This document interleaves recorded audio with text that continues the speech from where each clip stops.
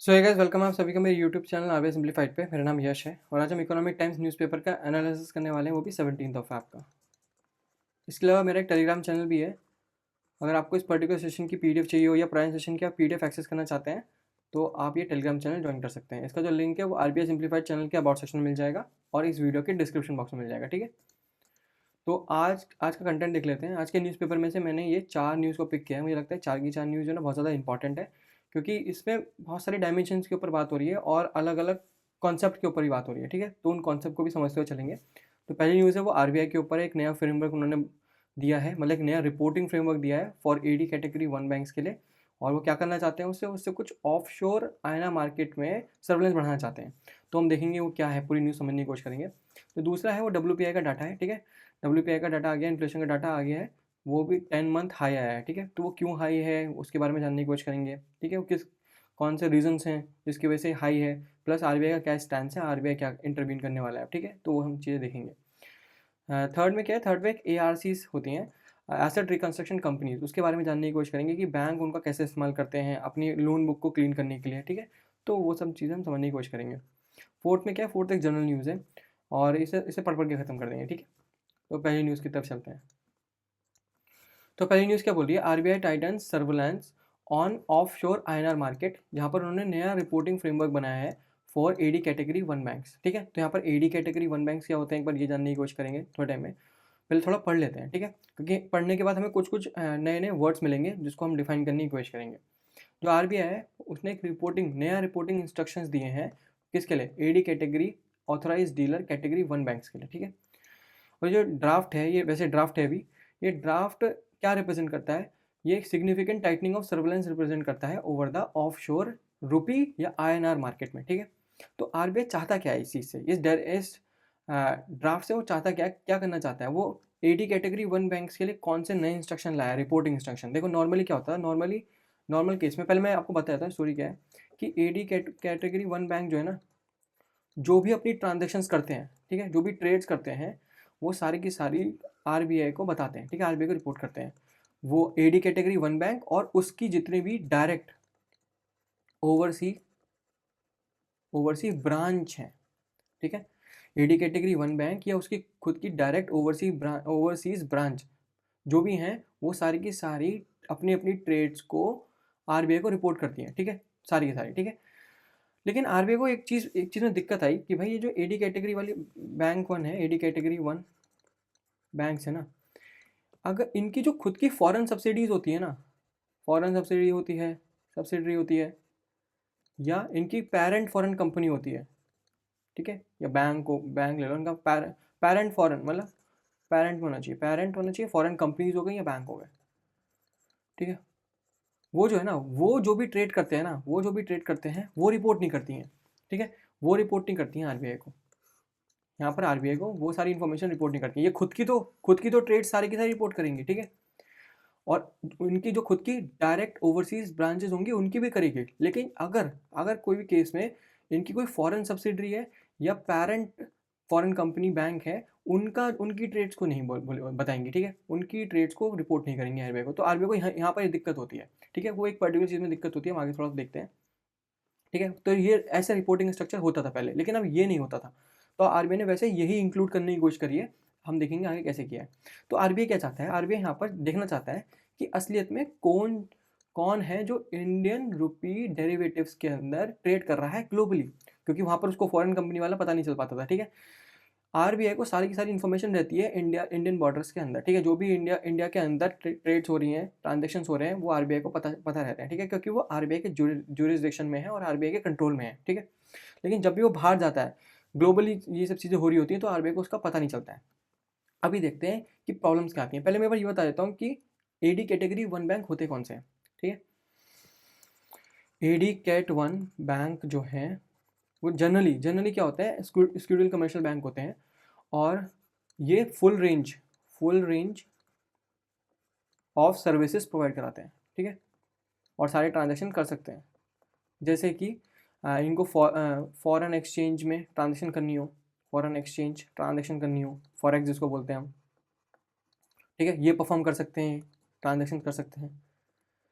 इसके अलावा इनको कोई ट्रेड फाइनेंस करना हो, ठीक है, ट्रेड फाइनेंस करना हो, कुछ एक्सपोर्टर इंपोर्टर्स के ट्रेड्स को कंप्लीट कराना हो, ठीक है, वहाँ पर ट्रांजेक्शन करनी हो, तो वो भी ये कर सकते हैं। प्लस कुछ कॉम्प्लेक्स इंस्ट्रूमेंट को भी इशू कर सकते हैं, जैसे लेटर ऑफ क्रेडिट हो गया, ठीक है, एलसी हो गया, बैंक गारंटी हो गया, ये सब ये कर सकते हैं, ठीक है, इनको भी इशू कर सकते हैं।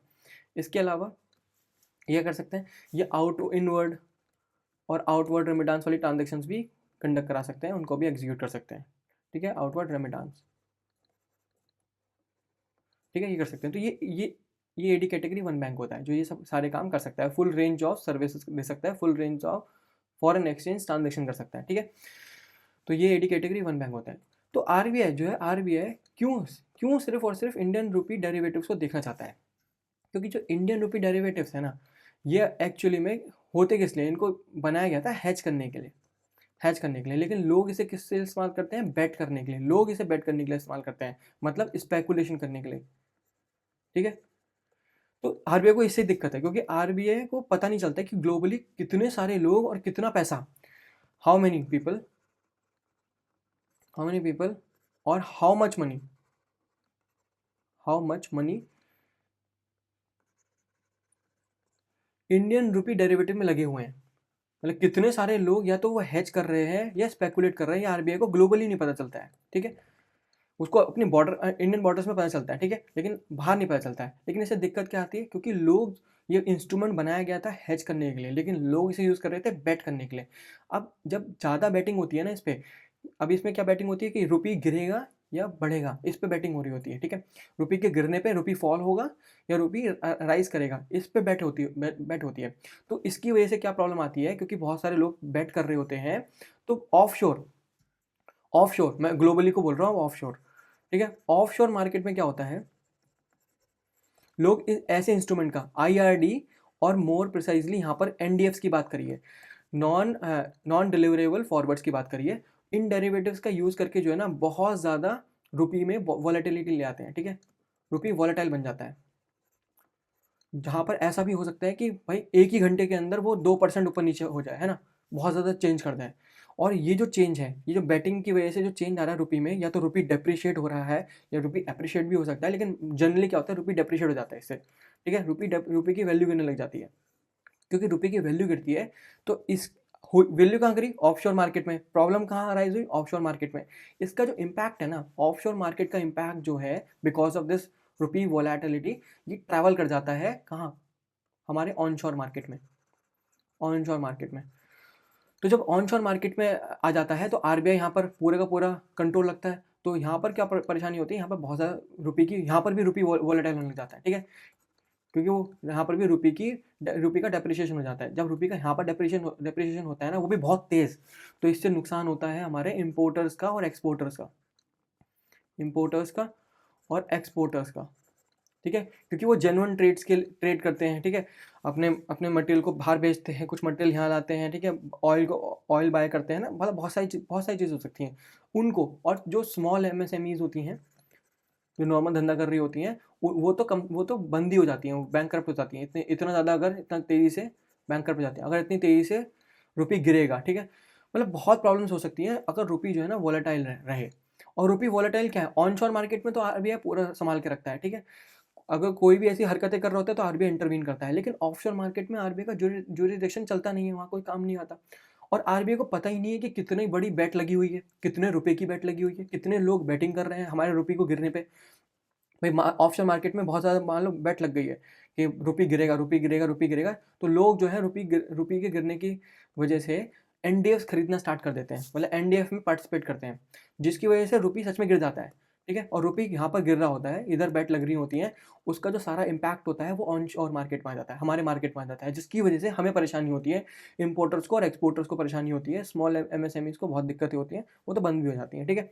तो यही आरबीआई, ये सब चीज़ें ना हो, हमारी खुद की करेंसी जो है इतनी ज़्यादा वोलेटाइल ना हो, इसलिए आरबीआई ने बोला है कि देखो भाई, अपने सारे एडी कैटेगरी बैंक्स के, एडी कैट वन बैंक्स को बोला है कि देखो भाई, जितनी भी तुम्हारी फॉरेन कंपनीज है ना, तुम्हारी खुद की फॉरेन कंपनीज या बैंक्स हैं, वो जितनी भी ट्रेड करती हैं, आईआरडी में हो, एनडीएफ में हो, आप सब रिपोर्ट करोगे हमें, ठीक है। या आपकी कोई फॉरेन सब्सिडी है, अगर वो कोई ट्रेड करती है तो भी आप हमें रिपोर्ट करोगे। तो हमें हमें खुद का, हमें ऑनशोर मार्केट का भी जानकारी हमें है, अब हमें ऑफशोर मार्केट की भी जानकारी चाहिए।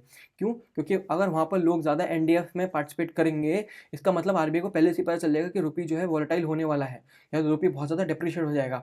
और जो वहाँ पर रुपी डिप्रिशिएट हो रहा है और उसका जो फियर है, वो फियर जो है, या फियर बोल लो या फायर बोल लो, वो ट्रैवल कर जाएगी ऑनशोर मार्केट में, जिसकी वजह से हमारा खुद का, हमारी रुपी भी गिरेगी बुरी तरह, ठीक है।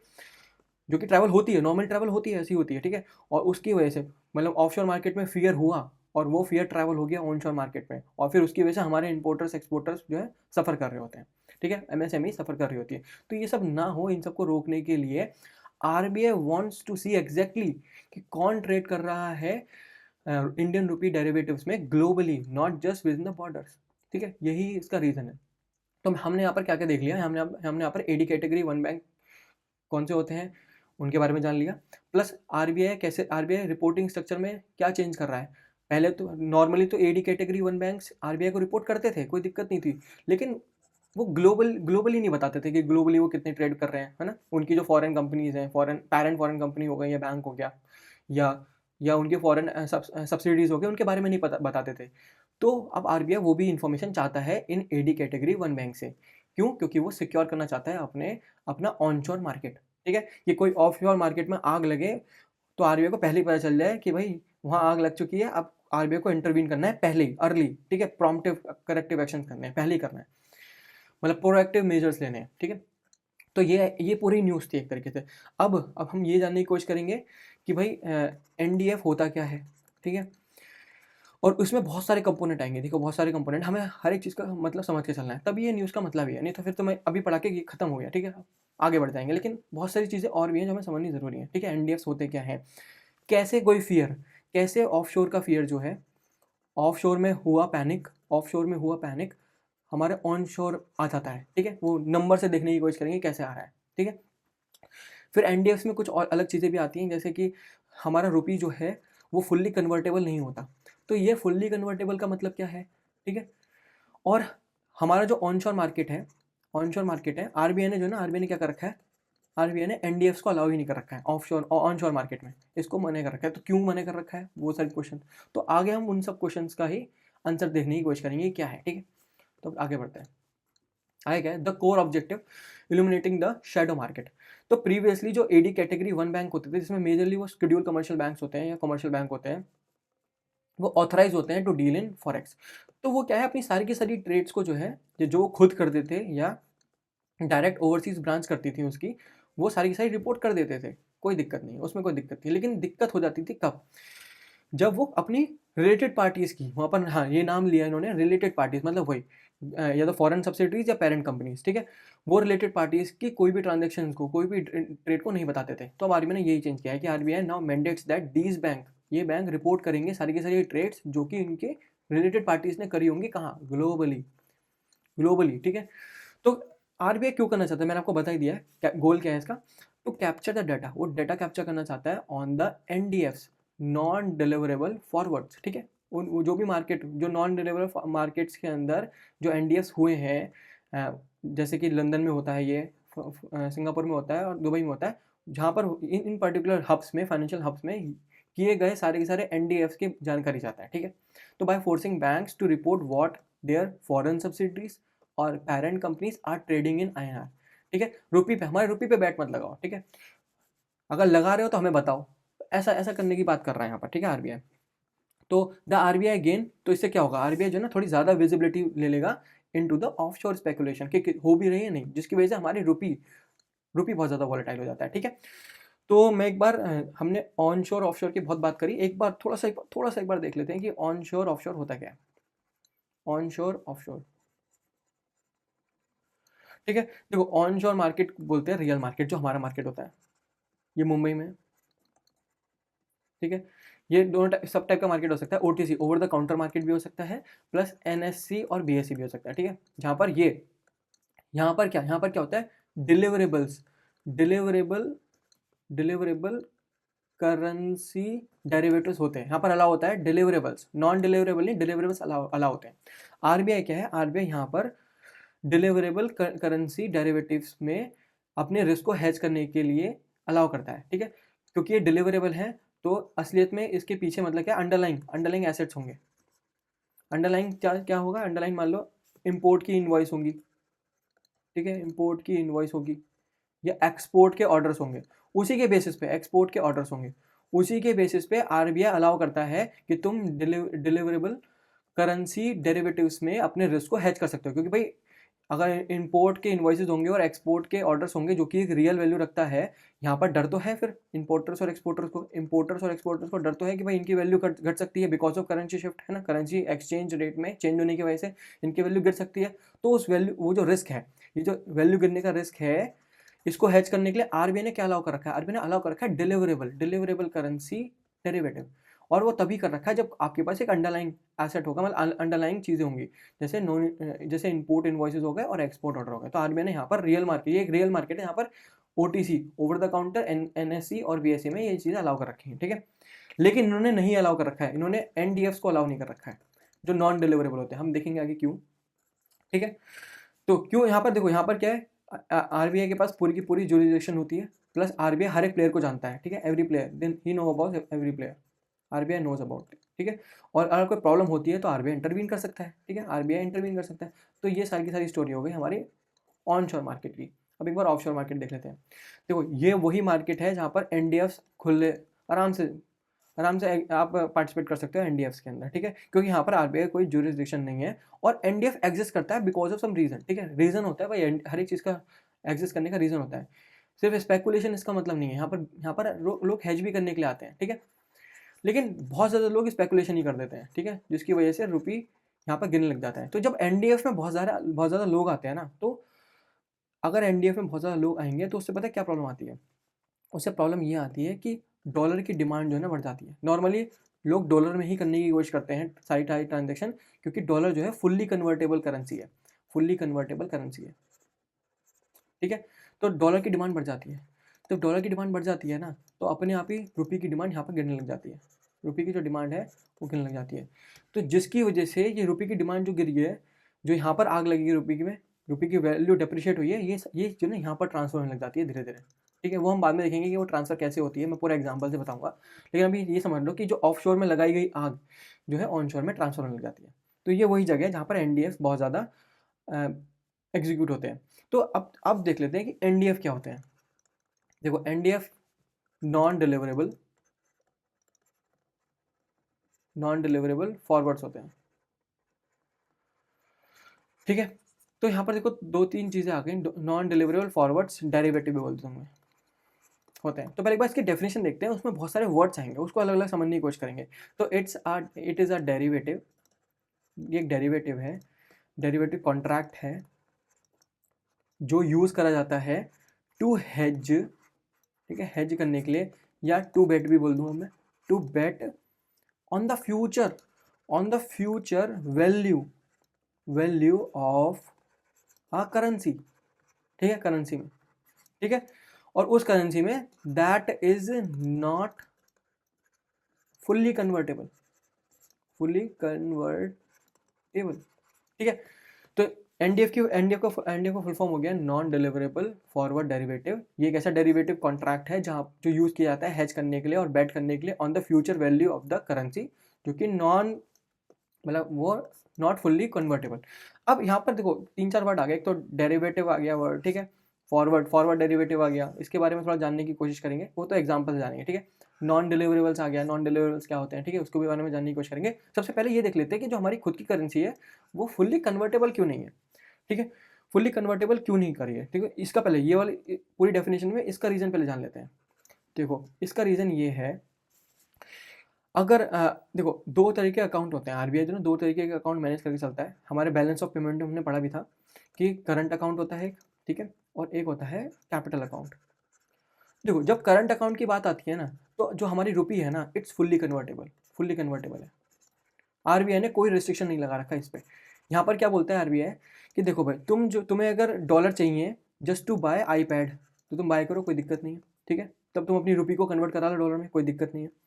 अगर तुम्हें ट्रैवल करना है, मान लो मुझे पेरिस जाना है, ठीक है, टू पेरिस, तो भी कोई दिक्कत नहीं है, तुम एक्सचेंज करा सकते हो, कोई दिक्कत नहीं, कन्वर्ट करा लोगे, फुल्ली कन्वर्टेबल, ठीक है। दूसरा क्या है, अगर तुम्हें इंपोर्ट करना है ऑयल, तो भी तुम कर सकते हो, कोई दिक्कत नहीं है। तो ये सारी चीज़ें फ्रीली आरबीआई ने फ्रीली अलाउ कर रखी हैं। क्यों अलाउ कर रखी हैं? क्योंकि ये ट्रेड रिलेटेड है, ट्रेड रिलेटेड है। यहाँ पर कोई स्पेकुलेशन नहीं है। यहाँ पर एक ऑब्जेक्ट आप खरीदने की कोशिश कर रहे हो, कोई एक वैल्यू क्रिएट करने की कोशिश कर रहे हो, वैल्यू को यूज़ करने की कोशिश कर रहे हो, कोई सर्विस लेने की कोशिश कर रहे हो, ठीक है? तो ये ट्रेड रिलेटेड है, सारी की सारी ट्रेड रिलेटेड ओनली। तो आरबीआई को कोई रिस्क नहीं लगता है इसमें। लेकिन जब आती है कैपिटल मार्केट की बात, तो आरबीआई बोलता है ये है सब रिस्ट्रिक्टेड। यहाँ पर ये है नॉट फुल्ली कन्वर्टेबल। इसलिए पूरी की पूरी अगर इन दोनों को मिला दूँ, इन दोनों को ऐड कर दूँ, तो हमारी हमारी जो करेंसी होती है नॉट फुल्ली कन्वर्टेबल होती है, because of this capital account restrictions. तो यहाँ पर नॉन फुल्ली कन्वर्टेबल है। क्यों यहाँ पर क्यों ऐसा बोला है? क्योंकि यहाँ पर आरबीआई एक चीज़ से डरता है, मतलब आरबीआई के पास फियर रहता है, एक फियर होता है, एक फियर ऑफ कैपिटल फ्लाइट का। मतलब कोई बंदा मान लो यहाँ पर कैसी चीज़ों को रोक के रखता है। अगर आप जो है अपने 100 करोड़ रुपीज़ को कन्वर्ट कराना चाहो डॉलर्स के अंदर, just to buy hotel abroad, hotel कहाँ पर अब्रॉड में, तो आरबीआई थोड़ा इसमें डरा रहता है कि यार तुम सच में बाय करोगे या नहीं करोगे, है ना? बहुत सारी इन्फॉर्मेशन चाहता है, पहले बहुत सारी इन्फॉर्मेशन दो उनको, सब सेटिस्फाई करो आरबीआई को, तभी ये कन्वर्ट करने देता है। तो मतलब रेस्ट्रिक्शन है यहाँ पर, फुल्ली कन्वर्टेबल नहीं है, ठीक है? और रेस्ट्रिक्शन बहुत ज़्यादा। और तुम मान लो कि तुम्हें यूएस मार्केट में पैसा लगाना है, तो भी वो रिस्ट्रिक्शन कर देगा, नहीं भाई तुम ऐसे डॉलर में नहीं कन्वर्ट कर सकते, क्योंकि तुम क्या है अपने पैसे को लेके बाहर लेके जा सकते हो, हमारी खुद की जुरिस्डिक्शन से बाहर लेके जा सकते हो। अभी जब तुम जैसे ही पैसा बाहर जब जैसे तुम पैसे को बाहर लेके जाओगे, तो उससे प्रॉब्लम क्या आएगी कि हमारा उस पर कंट्रोल नहीं रहेगा, ठीक है? तो ऐसा भी हो सकता है अगर रुपी पूरा पूरा कन्वर्टेबल कर दिया, रुपी अगर पूरा का पूरा कन्वर्टेबल कर दिया, तो उससे दिक्कत क्या आएगी कि अगर मान लो गलती से पैनिक क्रिएट हो गया कहीं भी हमारे मार्केट में, ठीक है? तो जो भी बिलियंस ऑफ डॉलर है ना, बिलियंस ऑफ डॉलर एकदम एकदम भाग जाएंगे इंडिया से, अगर आरबीआई ने ऐसा कर दिया तो, है ना? जरा सा पैनिक क्रिएट होगा और इंडिया के मार्केट से एकदम लोग अपने डॉलर लेके भाग जाएंगे, क्योंकि बहुत डर होगा। तो इसकी वजह से हमारा जो बैंकिंग सिस्टम है वो भी क्रैश कर सकता है। बैंकिंग सिस्टम क्रैश ना हो, इसलिए आरबीआई ने ऐसी चीज़ों में कैपिटल अकाउंट्स के अंदर बहुत ज़्यादा रिस्ट्रिक्शन लगा रखी है, और इसलिए इसको बोलते हैं फुल्ली कन्वर्टेबल नहीं, क्योंकि बहुत सारी रिस्ट्रिक्शन है। आपको पहले बहुत सारी चीज़ें बतानी पड़ेंगी, बहुत प्रोसेस करने पड़ेंगे, तभी आप इन पैसे को, रुपये को अपनी अपनी खुद की करेंसी में लेके आ सकते हो, ठीक है? सिर्फ कैपिटल अकाउंट में। लेकिन अगर आपको दूसरी चीज़ों में करना है तो दिस इज़ फुल्ली कन्वर्टेबल, ठीक है? दूसरी ओर डॉलर जो है वो फुल्ली कन्वर्टेबल होता है, ठीक है? तो मैंने आपको ये बता दिया कि हमने डेफिनेशन में एनडीएफ की डेफिनेशन में नॉट फुल्ली कन्वर्टेबल का मतलब समझ लिया कि भाई रुपये क्यों है, ठीक है? अभी एक चीज़ और आती है, इसको मैं एक बार मिटा देता हूँ।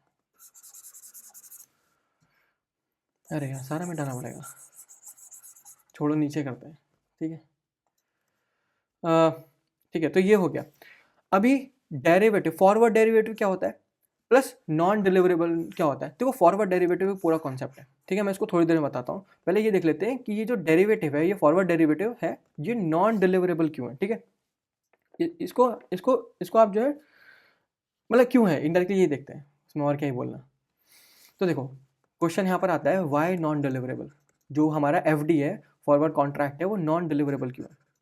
There is a reason. The reason is NDF access करता है बिकॉज ऑफ कैपिटल कंट्रोल की वजह से, कैपिटल कंट्रोल की वजह से। तो देखो जैसे हमारी इंडिया कंट्री है ना, हमारी इंडिया है, ये जो है ना अलाउ नहीं करता है, बिल्कुल भी अलाउ नहीं करता है कि हमारी खुद की करेंसी जो रुपी है वो ट्रेड हो फ्रीली, वो ट्रेड हो फ्रीली अब्रॉड, ठीक है? बाहर ट्रेड नहीं होनी चाहिए। मान लो आप जो ना ट्रांसफ़र नहीं कर सकते, बिल्कुल भी आप ट्रांसफ़र नहीं कर सकते, मान लो 100 crore rupees freely from one bank, from London bank to US bank बोल दो, या न्यूयॉर्क बैंक बोल दो, न्यूयॉर्क बैंक, ठीक है?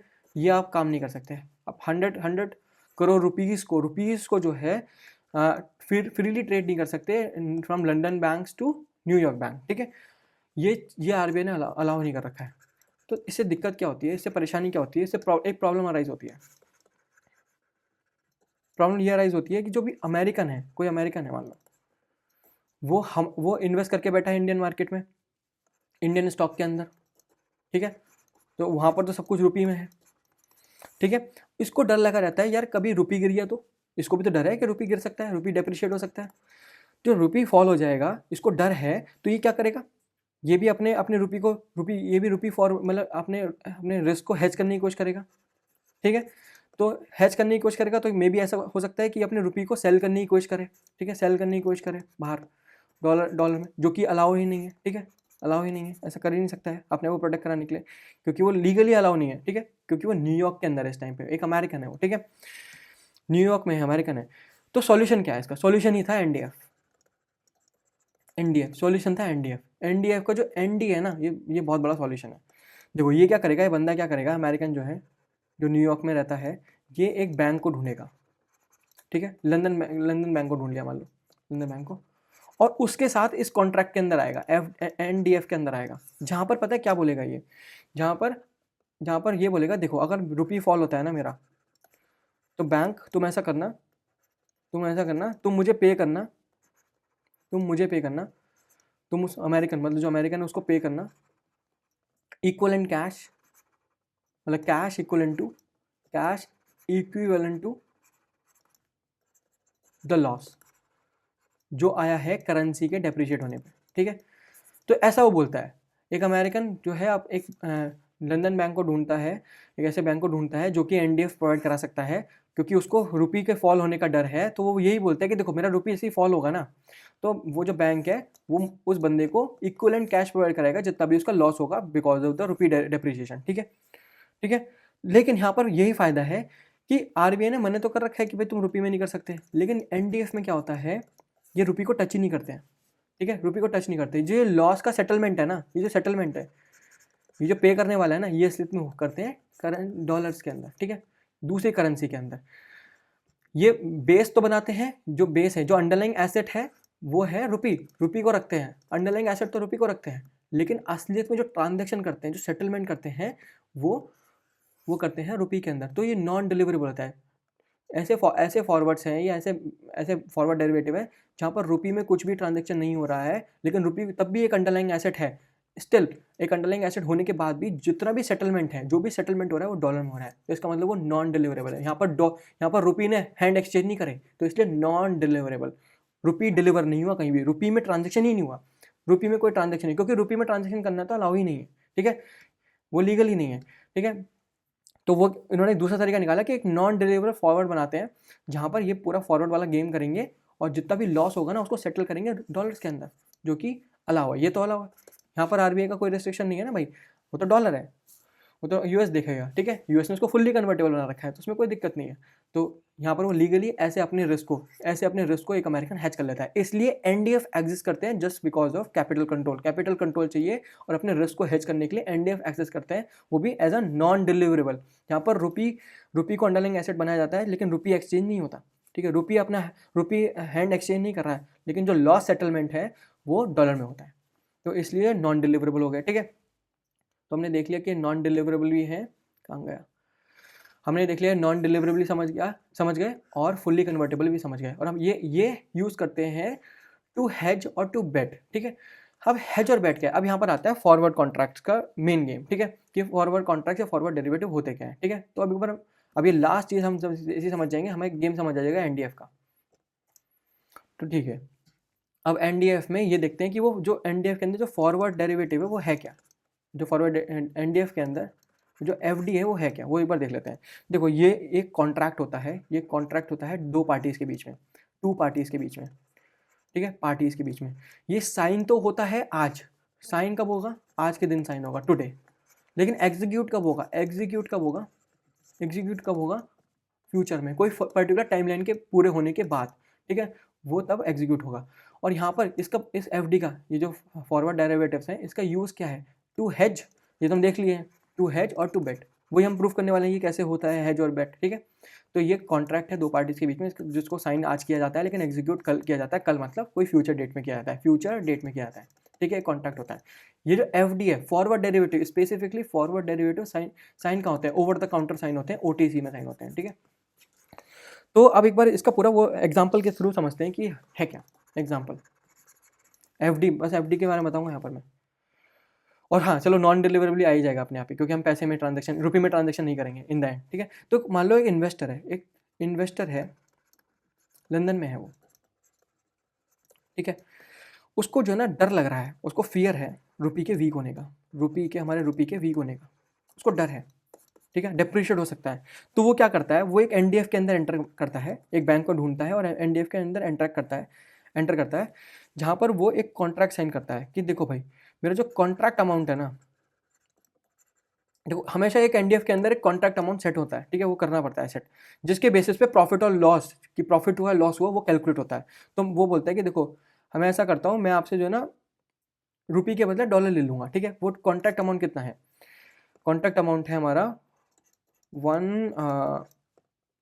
10 लाख डॉलर कर देता है, ठीक है, हाँ 10 लाख डॉलर है, ठीक है, ये इतना कॉन्ट्रैक्ट का अमाउंट है।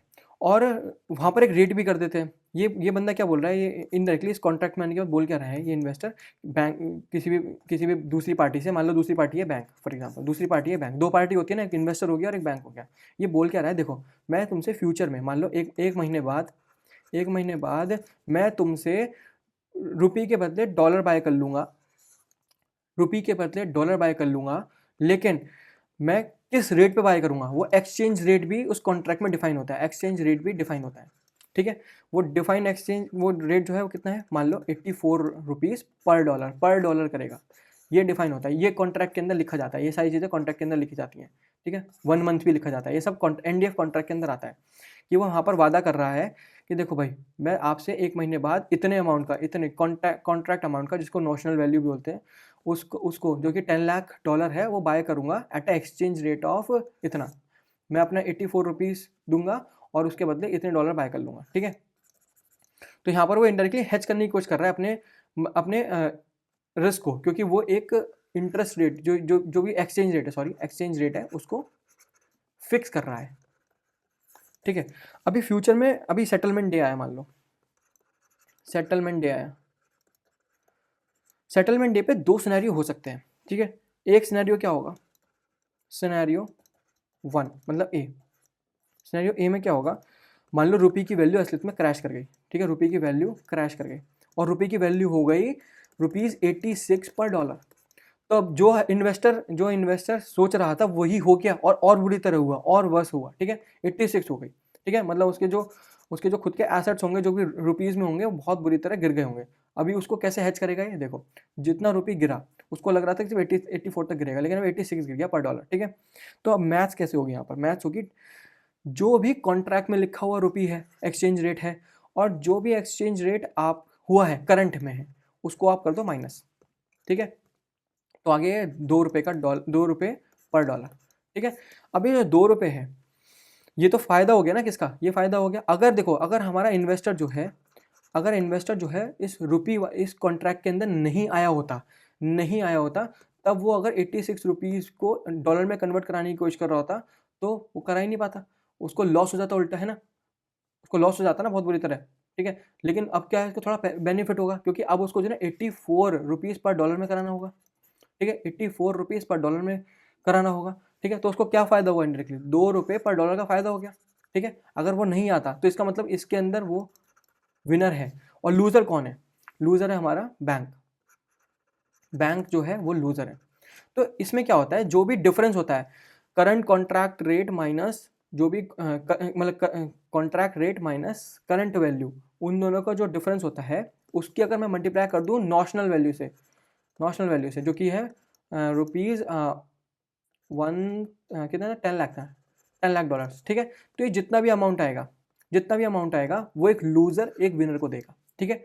तो लूज़र और विनर को देगा, मतलब कितना हो गया 2 रुपीज़ अगर देखा जाए तो ये रुपीज़ की फॉर्म में, क्योंकि अब रुपीज़ में कन्वर्ट कराना पड़ेगा, रुपीज़ की फॉर्म में हो गया तो 20 लाख हो गया, ठीक है, 20 लाख हो गया, ठीक है, 20 लाख रुपीज़ हो गया। तो इतने रुपीज़ जो है एक बैंक को, इन्वेस्टर को देने पड़ेंगे, लेकिन भाई वो रुपये में ट्रांजेक्शन तो कर ही नहीं सकता, है ना, क्योंकि एनडीएफ का मेन ही वो था, ये नॉन डिलीवरेबल है। तो इसका मतलब क्या है, जितना भी प्रॉफिट होगा एक्चुअली में, जो जितना भी प्रॉफिट होगा उसको वापस कन्वर्ट करेगा कितने में, डॉलर में कन्वर्ट करेगा। तो ये जितना भी डॉलर आएगा, मान लो हो जाएगा 4 लगभग, मतलब जो भी वैल्यू आएगी, ठीक है, जो भी वैल्यू आएगी डॉलर के अंदर, जो भी यहाँ पर वैल्यू आएगी डॉलर के अंदर, वो पे करेगा एक बैंक टू द इन्वेस्टर, ठीक है। देखो जो प्रॉफिट होता है वो कैलकुलेट तो रुपीज़ में किया जाएगा, सिर्फ मैथ करी जाएगी रुपीज़ के अंदर, लेकिन जब ट्रांजेक्शन की, जब सेटलमेंट की बात आएगी, जब लूजर एक विनर को पैसा दे रहा होगा तो वो किस में देगा, जो प्रॉफिट होगा वो किस में दे रहा होगा, वो डॉलर में दे रहा होगा। तो इससे क्या है, वो नॉन डिलीवरेबल हो गया, और एक फ्यूचर, यही होता है फ्यूचर या फॉरवर्ड डेरिवेटिव्स, ठीक है। तो ये यहाँ पर इस सिनेरियो में क्या है, इन्वेस्टर को फायदा हो गया। लेकिन ऐसा भी तो हो सकता था, सिनेरियो बी भी हो सकता था, जहां पर रुपये की वैल्यू एक्चुअली में अप्रिशिएट हो जाती, ठीक है। मान लो हो जाती ₹80 पर डॉलर, ठीक है। तो यहाँ पर विनर कौन है, यहाँ पर हो जाता विनर बैंक, ठीक है। क्यों? अगर बैंक इस कॉन्ट्रैक्ट के अंदर नहीं आया होता तो उसे $80 में $1 देना पड़ता, तो इसको तो लॉस होता, क्योंकि अभी तो क्या है, कॉन्ट्रैक्ट के अकॉर्डिंग क्या है, ₹84 में देना है, ठीक है। तो भाई अभी क्या है, मार्केट में जो रुपये की वैल्यू वो अप्रिशिएट हो गई डॉलर के रिस्पेक्ट में। तो अगर इस टाइम पे जो करंट वैल्यू को यूज़ करके, करंट एक्सचेंज रेट को यूज़ करके बैंक अगर पैसा दे रहा होता तो बैंक को लॉस हो रहा होता, लेकिन क्योंकि वो एक कॉन्ट्रैक्ट के अंदर पहले से ही था जिसमें वो ₹84 पर डॉलर पे देगा, तो यहाँ पर बैंक का फायदा हो गया। लूजर कौन हुआ? लूजर हुआ इन्वेस्टर, भाई लूजर इन्वेस्टर हुआ। तो मैंने क्या बोला था, जो कॉन्ट्रैक्ट रेट है और जो आपका करंट रेट है उसको माइनस कर दो, ठीक है, उसे माइनस कर दो, जो कि दो ही रुपये है, $2 पर डॉलर आया, ठीक है। और उसको नोशनल वैल्यू से मल्टीप्लाई कर दो, जो कि $10 लाख, ठीक है। तो जितना भी रुपये के अंदर कैलकुलेट करके आएगा, जितना भी रुपये के अंदर कैलकुलेट करके वैल्यू आएगी, वो एक लूजर एक विनर को देगा। लेकिन क्या रुपये में सेटल करेगा? नहीं, वो जो भी है प्रॉफिट है उसको वापस डॉलर में कन्वर्ट करा के सेटल करेगा, ठीक है। तो यही होता है। देखो अब इसमें क्या, दोनों ने प्रेजेंट के अंदर टुडे में जब ये साइन किया था तो दोनों ने अपने रिस्क को हेज करने की कोशिश करी थी। एक ने बढ़ते हुए में करी थी, एक ने घटते हुए में करी थी, ठीक है। दोनों ने अपोजिट डायरेक्शन में करी थी। और लेकिन ये एग्जीक्यूट कब हुआ था? 1 महीने बाद हुआ था, फ्यूचर के लिए करी थी, ठीक है। तो इसलिए इसको बोलते हैं फॉरवर्ड डेरिवेटिव, क्योंकि फ्यूचर में बात कर रहा है।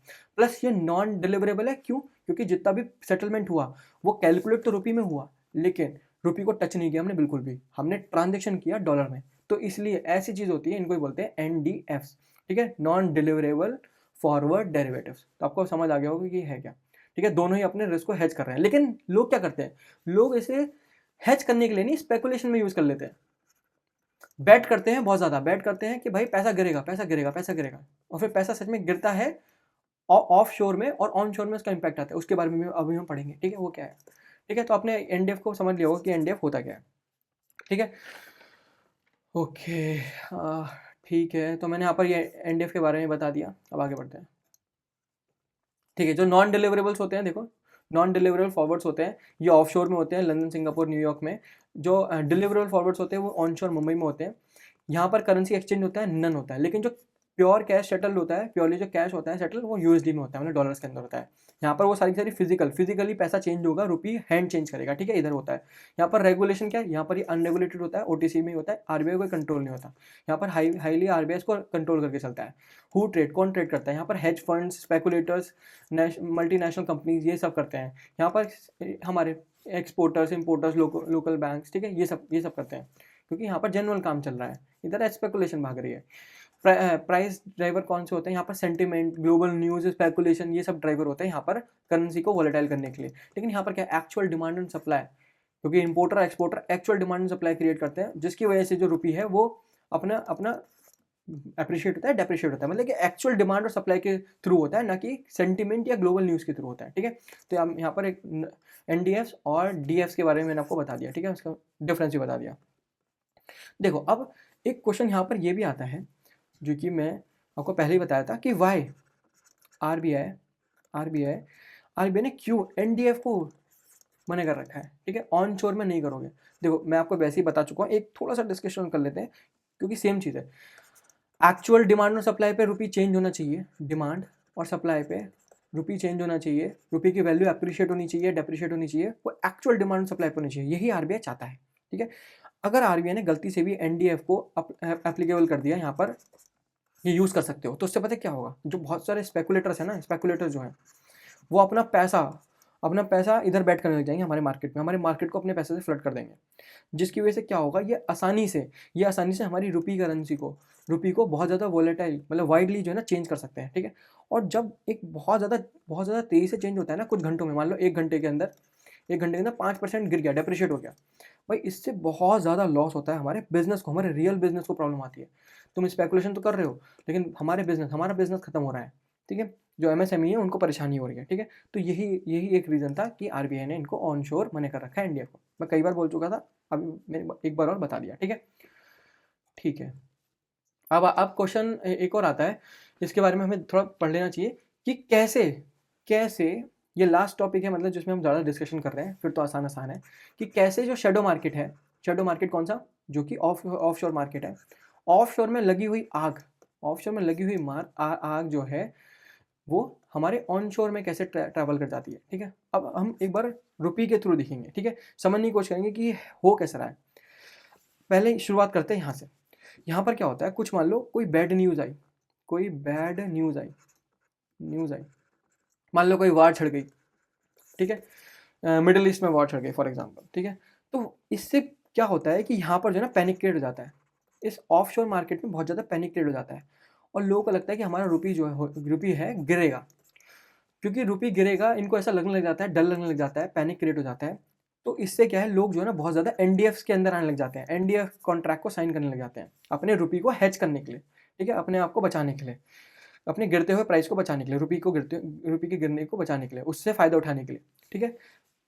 या तो हेज करते हैं या स्पेकुलेट करते हैं बहुत ज़्यादा, या बेट करते हैं, ठीक है, ये काम करना स्टार्ट कर देते हैं, जिसकी वजह से क्या होता है, क्योंकि सब कुछ हमने देखा, सारा का सारा सेटलमेंट किधर किधर होने वाला है, इसमें सारा सेटलमेंट किस में होता है, डॉलर में होता है, ठीक है। इसकी वजह से क्या होता है, डॉलर की जो है डिमांड, डॉलर की डिमांड बढ़ जाती है, और हमारा रुपी रुपी एक शेडो प्राइस में आ जाता है हमारा, क्योंकि डॉलर की डिमांड बढ़ गई तो रुपी अपने आप ही गिरने लग जाएगा, तो रुपी की एक शेडो प्राइसिंग बन जाती है। मान लो वो हो गई रुपी 85 रुपीज़, ठीक है, रुपी 85 रुपीज़ पर डॉलर, ऐसी ऐसी ऐसी क्रिएशन होने लग जाती है, क्योंकि एनडीएफ की डिमांड बढ़ती है, एनडीएफ का सेटलमेंट होता है डॉलर्स के अंदर, और डॉलर की डिमांड अपने आप बढ़ जाती है, जिसकी वजह से शेडो प्राइसिंग हो जाती है हमारे रुपी की 85 रुपीज़ पर डॉलर, ठीक है। अब क्या होता है, अब स्टोरी शिफ्ट होती है इधर ऑफशोर में, यहाँ पर हमने डिमांड बढ़ा दी डॉलर की, तो यहाँ पर क्या है, ये यूज़ करते हैं द गैप को। भाई आग लगी हुई है, अभी यहाँ पर इस जगह आग लगी हुई है, जो आग अभी ट्रांसफर नहीं हुई, धीरे धीरे हो रही है, क्यों यहाँ, तो यहाँ पर क्या है, यहाँ पर जो अभी रुपी का प्राइस है मान लो 83 रुपीज़ पर डॉलर है, इधर अभी आग नहीं लगी हुई है, ठीक है। तो ये जो यहाँ के जो बैंक होते हैं ना, इधर के जो बैंक होते हैं, ये इस गैप को देखते हैं कि उधर बाहर, क्योंकि इनको पता होता है, इनकी फॉरेन सब्सिडीज़ को, इनकी पेरेंट कंपनीज को पता है कि इधर 85 रुपीज़ हो गया है, तो इन्होंने इन्फॉर्मेशन बैंक को दे दी है कि अगर तुम्हारा यहाँ पर 83 है, वहाँ पर 85 है, तो इसको यूज़ करो, इस डिफरेंस को यूज़ करो, ठीक है, द गैप को यूज़ करो, क्योंकि यहाँ पर बैंक को पता है कि 83 रुपीज़ का मिलेगा। तो यहाँ पर क्या करते हैं, यहाँ पर ये यूज़ करते हैं द ब्रिज टेक्निक, खुद ब्रिज बन जाते हैं। क्या करेंगे, बाय करेंगे चीप, डॉलर जो है ना सस्ते में खरीदेंगे यहाँ से, ठीक है, डॉलर खरीदेंगे 83 रुपीज़ का, ठीक है, 83 रुपीज़ का डॉलर खरीदेंगे, $1 खरीद लेंगे, मतलब बहुत सारे, वैसे एक नहीं खरीदते, बहुत सारे खरीदते हैं, 83 रुपीज़ का खरीदेंगे, ठीक है। और इस डॉलर को, ये जो डॉलर खरीदा यहाँ पर, बहुत सारा डॉलर खरीदा, इसको कहाँ भेजने लग जाएंगे, यहाँ भेजने लग जाएंगे, ठीक है। आरबीआई को बोलेंगे कि हम अपनी खुद की ट्रेड्स के लिए कर रहे हैं, कुछ इंपॉर्टेंट काम है उसके लिए कर रहे हैं, ठीक है, लेकिन असलियत में क्या करेंगे, यहाँ पर इधर मार्केट में आके यहाँ बेचने लग जाएंगे, क्योंकि यहाँ पर डॉलर की डिमांड बढ़ी हुई है, उसको पूरा करने के लिए ये ब्रिज बन जाएंगे, ठीक है। और यहाँ पर 85 रुपीज़ का बेचेंगे, तो जो 2 रुपये हैं, जो 2 रुपये हैं वो किसके खाते में जाएंगे, वो बैंक के खाते में जाएंगे, तो बैंक विदाउट रिस्क पैसा कमा लेगा, ठीक है, बैंक ने पैसा कमा लिया। और यहाँ पर जो डॉलर की डिमांड बढ़ रही थी उसको भी कम करने, उसको भी सप्लाई दी, ठीक है। अभी क्या है, ये अकेला एक बैंक थोड़ी ना है, ऑन शोर एक बैंक थोड़ी ना है, इसको देखे देखी में 10 बैंक और आएंगे, वो क्या करेंगे, वो चीप रुपी, मतलब चीप एक्सचेंज रेट पे डॉलर बाय करने लग जाएंगे, जिसकी वजह से यहाँ क्या होने लग जाएगा, अरे जिसकी वजह से यहाँ डॉलर जो है, यहाँ भी डॉलर की डिमांड बढ़ जाएगी। अब एक बैंक नहीं, 10 100 बैंक जो है इस ब्रिज को अपनाना चाहते हैं, और यहाँ पर डॉलर की डिमांड बढ़ा देंगे, ठीक है, डॉलर मांगेंगे, भाई डॉलर दो, क्योंकि हमें वो 2 रुपये कमाने हैं, ठीक है। तो यहाँ पर डॉलर की डिमांड बढ़ जाएगी, क्योंकि यहाँ पर भी अब डॉलर की डिमांड बढ़ गई है, तो प्राइस क्या है, जो रुपी है वो धीरे धीरे घसीटते हुए 83 से 84 जाएगा, और फिर 85 चला जाएगा। जो यहाँ पर एक शेडो प्राइस बना था, उसने यहाँ पर कॉपी करना स्टार्ट हो गया, ठीक है।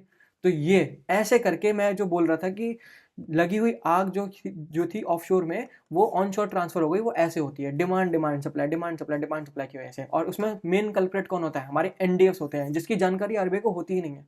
अभी आरबीआई को पता ही नहीं कि वहाँ ऐसा ऐसा धमाका हो गया है, ठीक है। तो आरबीआई को पता नहीं चलता है, तो फिर आरबीआई इसीलिए ही एडी कैटेगरी 1 बैंक को बोल रहा है कि तुम अपनी फॉरेन सब्सिडरीज और बाकी जितनी भी तुम्हारी पेरेंट कंपनीज हैं उसको बताओ, उसकी सारी इन्फॉर्मेशन हमें दो, ठीक है। ठीक है, आगे बढ़ते हैं, मैंने आपको पूरा समझा दिया, मतलब ये टॉपिक वैसे खत्म हो गया है। अब इसका एक बार रिपोर्टिंग मैकेनिज्म देख लेते हैं, ठीक है। The reporting mechanism, the reporting does not go directly to the RBI, RBI के पास डायरेक्टली नहीं जाती, but to the Clearing Corporation of India, CCIL के पास जाती है पहले, which act as a TR, trade repository की तरह वर्क करती है, ठीक है। तो देखो यहाँ पर इंफॉर्मेशन चाहिए आरबीआई को, पर ये बीच में ला रहा है सीसीआईएल को, ठीक है।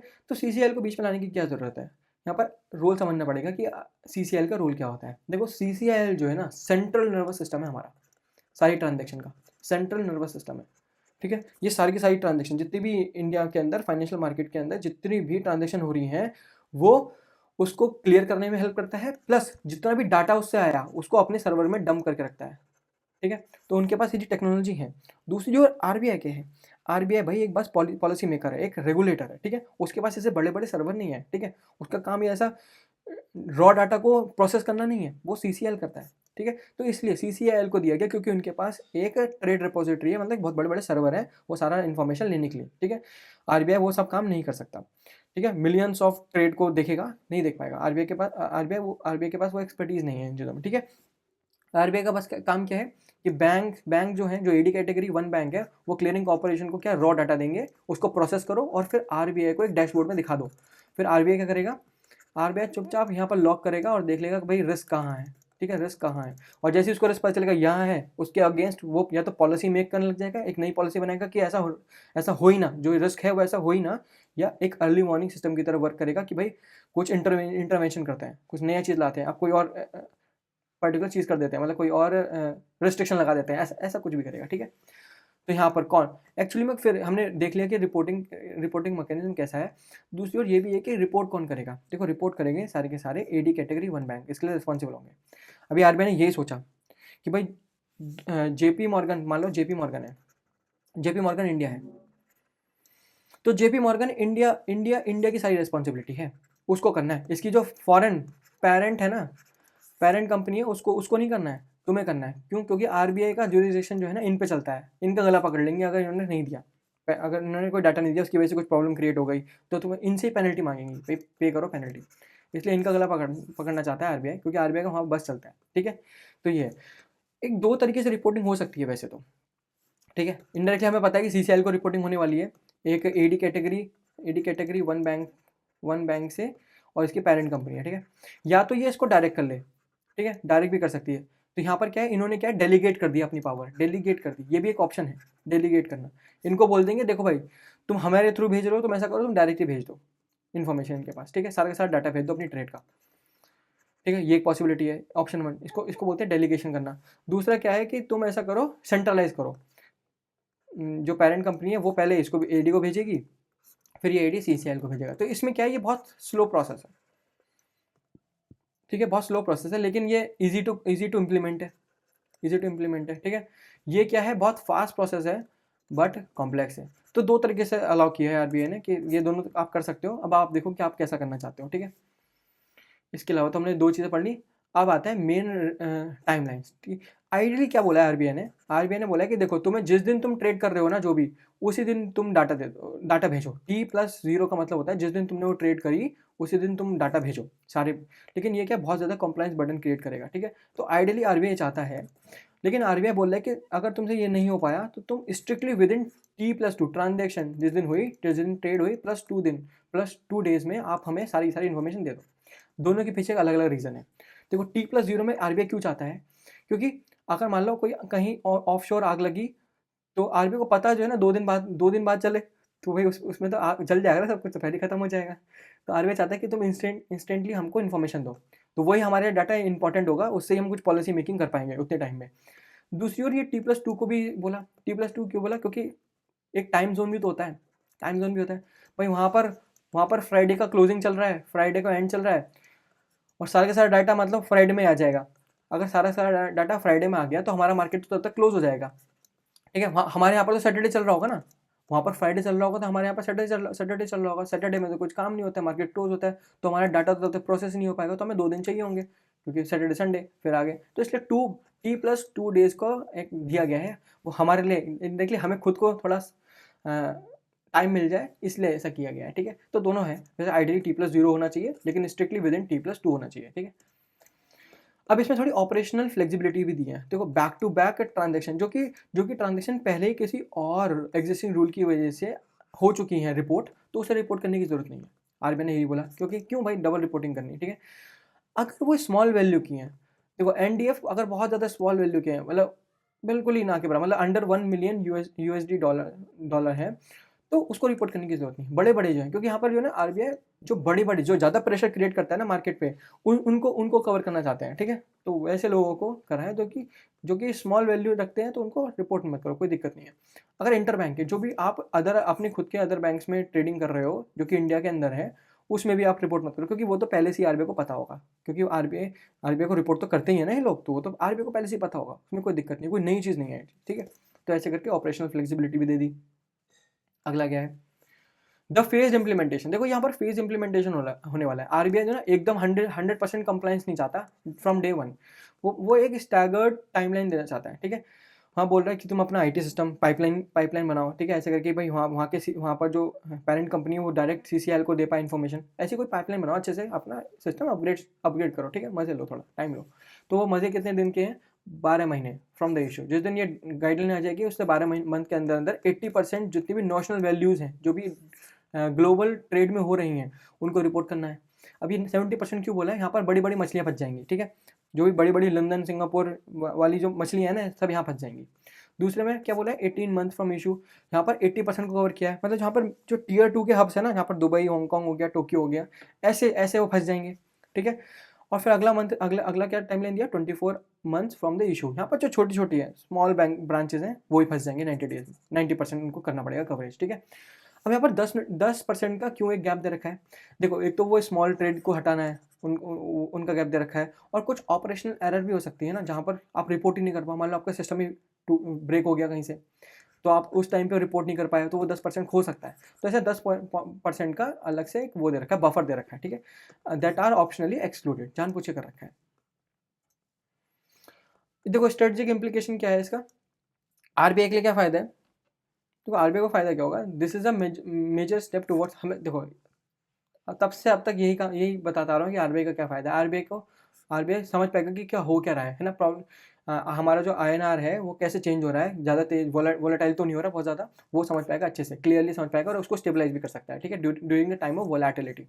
बैंक्स को क्या है, बैंक्स के लिए देखो, हाँ बैंक्स के लिए दिक्कत है, बहुत ज़्यादा मैसिव कंप्लाइंस बढ़ जाएगा, है ना, उन पर बर्डन बढ़ जाएगा, ठीक है, क्योंकि उनको एक पाइपलाइन क्रिएट करनी पड़ेगी कि वो डायरेक्ट सीसीएल रिपोजिटरी को अपनी इन्फॉर्मेशन दे पाएँ, ट्रेड की इन्फॉर्मेशन दे पाएँ। फिर मार्केट सेंटिमेंट, और आरबीआई बहुत ज़्यादा क्या बोलते हैं, आरबीआई के पास बहुत सारी इन्फॉर्मेशन आ जाएगी, तो एक जो इन्फॉर्मेशन असिमेट्री होती है ना, वो खत्म हो जाएगी between the offshore and onshore market, ठीक है। तो आरबीआई अब अच्छे से पॉलिसी मेकिंग कर पाएगा और अपने रुपये को डिफेंड कर पाएगा, ना कि ब्लंटली सिर्फ जैसे ही उसको दिखता है कि यार हमारा रुपये कमज़ोर हो रहा है एकदम डॉलर बेचना स्टार्ट कर देता है, तो वो ना करके एक सीरियस थोड़ा कुछ अच्छा करने की कोशिश करेगा, अच्छी पॉलिसी, एग्जैक्ट पॉलिसी बनाने की कोशिश करेगा, ठीक है। तो ठीक है, ख़त्म होती है न्यूज़, अब हम करते हैं सेकेंड न्यूज़ पे, ठीक है। तो देखो सेकंड न्यूज़ क्या बोल रही है, सेकंड न्यूज़ बोल रही है India's inflation eight 10 month high, manufacturing push and manufacturing push किया है, और फूड की वॉलेटिलिटी ने रीशेप किया है जनवरी 2026 का आउटलुक, ठीक है। तो हम पहले थोड़ा पढ़ते हैं, फिर उसके ऊपर बिल्डअप करने की कोशिश करेंगे। ये आर्टिकल क्या बोल रहा है, अ shift in India's economic micro economic market environment के बारे में बात कर रहा है। उसमें एक शिफ्ट हुआ है वेयर द होलसेल WPI जो होलसेल प्रेशर है वो थोड़ा अब सरफेस पे आना स्टार्ट हो गया आफ्टर अ रिलेटिव एल्म, मतलब पहले क्या था, नॉर्मल चल रहा था, थोड़ा नेगेटिव डायरेक्शन में चल रहा था, अभी क्या है, सडनली क्या है, कुछ एक प्रेशर, अब प्रेशर क्रिएट होने स्टार्ट हो गया है, कहाँ पर, होलसेल प्राइसेस पे, होलसेल मतलब स्टार्टिंग प्राइसेस पे, ठीक है, वहाँ पर थोड़ा प्रेशर क्रिएट होना स्टार्ट हो गया है। और ये किस वजह से ड्राइव हुआ है, थोड़ा ऊपर की तरफ क्यों बढ़ा है inflation, because of manufacturing cost और स्पेसिफिक फूड में वोलेटिलिटी आने से। देखो पहला इंजन क्या है, दो इंजनों पे हम बात कर रहे हैं, एक तो मैन्युफैक्चरिंग के ऊपर मैन्युफैक्चरिंग इंजन है, दूसरा क्या है, फूड इंजन, ठीक है। तो इन दोनों पे अच्छे से बात करेंगे। पहले एक बार ये देख लेते हैं WPI होते क्या है ना, और CPI क्या होते हैं, एक बार ये भी जानने की कोशिश करते हैं। देखो जो WPI होता है उसमें कौन पे करता है, और उसमें ट्रेड, अच्छा इसमें WPI करता क्या है, तो WPI जो ना प्राइस को ट्रैक करता है, चेंज इन प्राइस को ट्रैक करता है, चेंज इन प्राइस को ट्रैक करता है ट्रैक करता है किसके लिए, जब before reaching the shop sale, ठीक है। तो जब बिजनेस टू बिजनेस ट्रांजेक्शन हो रही होती है वहाँ पर, मतलब ट्रांजेक्शन नहीं बोलूँगा यहाँ पर, प्राइजेस हो रहे होते हैं, प्राइजेस चेंज हो रहे होते हैं बिजनेस टू बिजनेस, तो यहाँ पर उन चीज़ों को ट्रैक करता है कि भाई एक पहले बिजनेस से B1 ने जब B2 को बेचा, फिर यहाँ पर कितनी कितना प्राइस चेंज हो गया है ना, तो उसको काउंटर करने उसको देखता है, उसको ट्रैक करता रहता है, ठीक है, कि एक बिजनेस से दूसरे बिजनेस में जाते हुए प्राइस कैसे चेंज हुआ इंडायरेक्टली वो ट्रैक करता है, या बल्क सेल के टाइम पे क्या प्राइसेस चेंज हुए वो ट्रैक करता है, ठीक है। सीपीआई क्या है, सीपीआई कंज्यूमर की तरफ, कंज्यूमर के पर्सपेक्टिव से देखता है कि हम पे कितना बर्डन पड़ रहा है इंडायरेक्टली, है ना, हम पे कितना बर्डन पड़ा, हम तक आते होते जब प्राइस कितना बढ़ गया या कितना घट गया, ठीक है, उन चीज़ों को ट्रैक करता है, ठीक है। तो वही यहाँ पर कौन पे करता है, नॉर्मली ट्रेडर्स होते हैं या बिजनेस टू बिजनेस होते हैं, यहाँ पर सीपीआई के अंदर हम होते हैं, आप हम हो गए, मतलब हम सब लोग हो गए, हाउस होल्ड हो गए, ठीक है। यहाँ पर कौन इसमें सर्विस इंक्लूड करते हैं, देखो यहाँ पर सर्विस इंक्लूड नहीं करते, सिर्फ गुड्स के बारे में बात हो रही होती है, ठीक है। यहाँ पर सर्विस इंक्लूड करते हैं, बिल्कुल सर्विस इंक्लूड करते हैं, ठीक है, हमने देखा भी था, मेरे ख्याल से 14 फेब वाले में था, है ना, 14 फेब वाले मैंने सीपीआई के बारे में पूरा बताया आपको, तो आप वो एक बार देख लेना, ठीक है, सीपीआई के बारे में, क्योंकि उसका बेस ईयर चेंज हो गया ना, 2024 हो गया बेस ईयर, और उसमें क्या एक हाउस होल्ड कंजप्शन एक्सपेंडिचर सर्वे के बेसिस पे कर दिया है, ठीक है, तो वो आप जाके देख लेना। तो यहाँ पर सर्विस इंक्लूड होती है, नहीं यहाँ पर होती है, यस। बिगेस्ट ड्राइवर कौन है यहाँ पर, मैन्युफैक्चरिंग यहाँ पर बिगेस्ट ड्राइवर है, क्योंकि उसको सबसे ज़्यादा वेटेज दिया गया है 64%, ठीक है। यहाँ पर क्या है, फूड है, क्योंकि उसको 46 दिया गया है। कौन रिलीज करता है, यहाँ पर मिनिस्ट्री ऑफ कॉमर्स करती है, और इधर इसको कौन रिलीज करता है, ministry of statistical planning and implementation, ठीक है, मॉस भी करती है, ठीक है। यूज बाय आरबीआई ना, ये आरबीआई के लिए यूज, मतलब आरबीआई इसको यूज़ नहीं करता, बस आरबीआई इसको ट्रैक करता है, ठीक है, लेकिन यूज़ नहीं करता। लेकिन यहाँ पर सीपीआई को यूज़ किया जाता है, और उसके ही बदौलत जो है हमारे जो इंटरेस्ट रेट होते हैं, रेपो रेट्स होते हैं, वो सेट किए जाते हैं, ठीक है। तो ये एक ओवरव्यू मैंने आपको दे दिया कि डब्ल्यूपीआई क्या होता है, सीपीआई क्या होता है। वैसे मैंने सीपीआई के बारे में अच्छे से बता रखा है, वो 14 फेब वाली वीडियो है मेरे ख्याल से, है ना। तो स्नैपशॉट क्या है, जो हमारा हमारी हेडलाइन है वो इंडिकेट कर रही है कि भाई 10 मंथ का हाई है इन्फ्लेशन, है ना। एक ट्रेंड रिवर्सल देखने को मिला है, जहाँ पर अब एब्सोल्यूट नंबर कितना परसेंटेज हो गया है, 1.81% हो गया है। माना कि ये स्टिल बिनाइन कंडीशन ही है, बिनाइन मतलब लो ही इन्फ्लेशन है, बट जो कर्व है अब वो ऊपर की तरफ बढ़ना स्टार्ट कर दिया है, मतलब बढ़ रहा है, पॉजिटिव टेरिटरी में आ गया है, ठीक है। तो यही बोलने की कोशिश कर रहा है। तो देखो कैसे था, पहले बहुत कम ही पॉजिटिव में था, 0.8 था दिसंबर में, अब जनवरी में एकदम कूद गया 1.81%, शार्प इंक्रीज हुआ है। सीपीआई का डाटा क्या था, 2.75 हमने देखा था, और ये दिसंबर का डाटा क्यों नहीं दिखा रहा है, ये वैसे 1.2% था, लेकिन अब क्यों नहीं दिखा रहा है, क्योंकि अब जितना भी होगा 2024 वाले बेस ईयर की वजह से होगा, इसलिए यहाँ पर इन्होंने एनए कर दिया है। कोर डब्ल्यूपीआई जो कि नॉन फूड मैन्युफैक्चरिंग थी, वो कितनी परसेंट बढ़ी है, 2 से 3.2 हो गई है, ठीक है, जो कि 38 मंथ हाई है। और फूड इन्फ्लेशन क्या है, पहले फ्लैट 0 थी, अब क्या है 1.4% हो गई, जो कि 8 मंथ हाई है, ठीक है। तो ये स्नैपशॉट था, लेकिन अब इसमें ड्राइविंग इन्फ्लेशन, इसको कौन एक्चुअली में ड्राइव कर रहा है, तो हैवी इंजन किसके पास है, हैवी इंजन है मैन्युफैक्चरिंग के पास, क्योंकि ये अप्रॉक्सीमेटली 64% अपने वेटेज रखता है, ठीक है। तो मान लो अगर फूड में, यहाँ पर इस डब्ल्यूपीआई में अगर फूड में थोड़ा बहुत फूड के प्राइसेस डबल हो जाए फॉर एग्जांपल, तो वो इतना इम्पैक्ट नहीं करेंगे, जहाँ पर ये जरा सा 3.2% भी जंप कर जाए ना, यहाँ पर अगर जरा सा 3.2% भी जंप कर जाए मैन्युफैक्चरिंग सेक्टर, तो भाई हमें इन्फ्लेशन एकदम भागती हुई दिखेगी ऊपर की तरफ, क्योंकि इसको 64% वेटेज दिया गया है। तो यहाँ पर अगर जरा सा भी प्राइस चेंज होता है तो बहुत दिक्कतें स्टार्ट हो जाती हैं, लेकिन फूड में अगर कुछ चेंज होता है तो उससे ज़्यादा इम्पैक्ट नहीं आता, ठीक है। वाई दिस एक्चुअली मैटर्स, क्योंकि manufacturing products makeup nearly 64% of the entire basket of WPI, ठीक है, इसलिए। तो अगर प्राइसेस यहाँ पर जरा सा भी राइज करेगा तो हमारा इंडेक्स बहुत जल्दी भागेगा ऊपर की तरफ, और हमें दिखा है कि यहाँ पर नॉन फूड मैन्युफैक्चर्ड आइटम की इन्फ्लेशन कितनी जंप हो गई है, 3.2%, ठीक है, जो कि 38 मंथ हाई है, ठीक है। अब देखो यहाँ पर सजेस्ट क्या कर रहा है, यहाँ पर इसका मतलब क्या है, क्यों यहाँ पर सर्ज हुआ है, यहाँ पर 3.2% ही क्यों हुआ, क्वेश्चन ये है, ठीक है। तो यहाँ पर ये रिप्रेजेंट क्या कर रहा है, इसका सिग्निफिकेंस क्या है, यहाँ पर दिखाना चाह रहा है प्राइसिंग पावर, इंडिया की प्राइसिंग पावर दिखाना चाह रहा है। देखो जनरली केस क्या होता है, एक वीक इकोनॉमी हम लेके चलते हैं, एक वीक इकोनॉमी है जो कि इंडिया नहीं है वीक इकोनॉमी, ठीक है। एक मान के चलते हैं कि एक वीक इकोनॉमी है, एक वीक इकोनॉमी में डिमांड जो है ना हमेशा कमी रहती है, डिमांड लो रहती है। तो मैन्युफैक्चरर जो मैन्युफैक्चरर होते हैं ये थोड़ा डर में रहते हैं, ठीक है, इनको डर लगता है अगर ये प्राइस राइज करते हैं, अगर ये प्राइस को अगर राइज करते हैं तो इनको डर लगता है, पहले से ही डिमांड कम है, और अगर हम और जो है प्राइस बढ़ा देंगे, WPI बढ़ा देंगे अपना, या मतलब इनडायरेक्टली प्राइस बढ़ा देंगे मैन्युफैक्चरिंग में, तो भाई वैसे ही जितने भी लोग आते थे अब वो भी नहीं आएंगे, कस्टमर वो भी नहीं आएंगे। ठीक है, in the other hand on the other hand in लोगों को जो है ना इनपुट कॉस्ट अभी भी भारी पड़ रहा होता है, इनपुट कॉस्ट इनको बहुत ज़्यादा भारी पड़ता है, मतलब इनको स्टील अभी महंगा मिल रहा होता है। ठीक है, पर ये सारा का सारा जो इनपुट कॉस्ट होता है वो जो है नहीं ट्रांसफ़र कर पाते कस्टमर को, इन द एंड नहीं कर पाते, क्योंकि डिमांड ही लो है। सारा का सारा जितना भी लॉस है वो खुद ही बेयर करते हैं, क्योंकि जितने भी डिमांड है, जितनी भी हमें डिमांड दिख रही है X% वो भी नहीं मिलेगी फिर। ठीक है, वो भी नहीं होगी, कस्टमर फिर बिल्कुल ही नहीं आएगा, तो इसलिए ये लोग नहीं कर पाते वीक में। लेकिन इन्होंने क्या कर दिया, हमें क्या दिख रहा है यहाँ पर, मैन्युफैक्चरिंग का जो डाटा है वो 3.2 हो गया, मतलब बड़ा है। यही गेम आता है यहाँ पर एक रिकवरी इकोनॉमी में, जो हमारी इकोनॉमी है एक अच्छी इकोनॉमी में, जहाँ पर मैन्युफैक्चरर जो है ना जान पूछ के अपने इनपुट कॉस्ट को, जो भी इनपुट कॉस्ट है, इनपुट प्रेशर है, वो ट्रांसफ़र कर देता है कस्टमर को। क्यों? क्योंकि उसको पता है कि इस इकोनॉमी में डिमांड जो है वो हाई है, लोग खरीदेंगे। क्यों खरीदेंगे? क्योंकि लोगों के जेब में है पैसा, लोगों के पास है मनी दबा के। ठीक है, इस टाइम पे क्योंकि हम एक रिकवरिंग इकोनॉमी में, अच्छी इकोनॉमी हमारी। ठीक है, तो हमारी डिमांड तब भी बहुत ज़्यादा हाई रहेगी, और यहाँ पर इस चीज़ को लेके मैन्युफैक्चरर बहुत ज़्यादा कॉन्फिडेंट है। मैन्युफैक्चरर को पता है कि हम पे जितना भी इनपुट आएगा, इनपुट कॉस्ट का प्रेशर आएगा, कोई नहीं, दे दो भाई, सब कुछ कस्टमर को दे दो या बीच वाले लोगों को दे दो, क्योंकि डिमांड तब भी हाई रहने वाली है, क्योंकि लोगों के पास बहुत पैसा है, लोग बड़ी प्राइस में भी बड़े प्राइस में भी खरीदने को तैयार है। ठीक है, तो ये दिखाता है कि हमारी प्राइसिंग पावर बहुत अच्छी है। ठीक है, हमारी परचेजिंग पावर भी बहुत अच्छी है। ठीक है, इंडिया की, इसकी वजह से नॉर्मली क्या होता है, इन्फ्लेशन कंट्रोल में रहती है।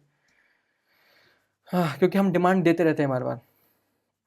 ठीक है, तो यही एक बहुत बढ़िया चीज़ है। तो इनपुट कॉस्ट बढ़ने के बाद भी हमारी डिमांड हाई रहती है, और क्योंकि मैन्युफैक्चरर को हम पे भरोसा है, कस्टमर्स पे भरोसा है कि ये खरीद लेंगे, कोई दिक्कत नहीं है, तो ये सारा का सारा इनपुट कॉस्ट हमें ही दे देते हैं, जो कि सही है। ठीक है, ठीक है, तो ये एक अच्छी इकोनॉमी के बारे में दिखाता है। तो ये 3.2% जो डाटा है, ये ऐसा कुछ शो करने की कोशिश कर रहा है, आप ऐसा मान सकते हैं। अगला क्या है, देखो अगला है the erratic one, the food volatility, एक वाइल्ड कार्ड है। ठीक है, तो ये सडनली वोकअप हो गया, इसको लगा अरे यार अभी तो मैं 0 पे था दिसंबर में, अब ऐसा करता हूँ 1.4 भाग जाता हूँ। ठीक है, एकदम जागा और एकदम ऊपर की तरफ भाग गया। ठीक है, तो यहाँ पर क्या थोड़ा अलग अलग चीज़ देखने को मिल रही हैं। यहाँ पर वेजिटेबल में जो है थोड़ी इन्फ्लेशन देखने को मिली है, 6.8% देखने को मिली है, जो कि एक मेन कल्प्रिट भी रहा है। ठीक है, returning to the inflation nearly after the year of falling, पहले क्या बहुत ज़्यादा वेजिटेबल के प्राइस गिर रहे थे, लेकिन अभी बढ़ गए हैं। मेन कल्प्रिट यहाँ पर वेजिटेबल है।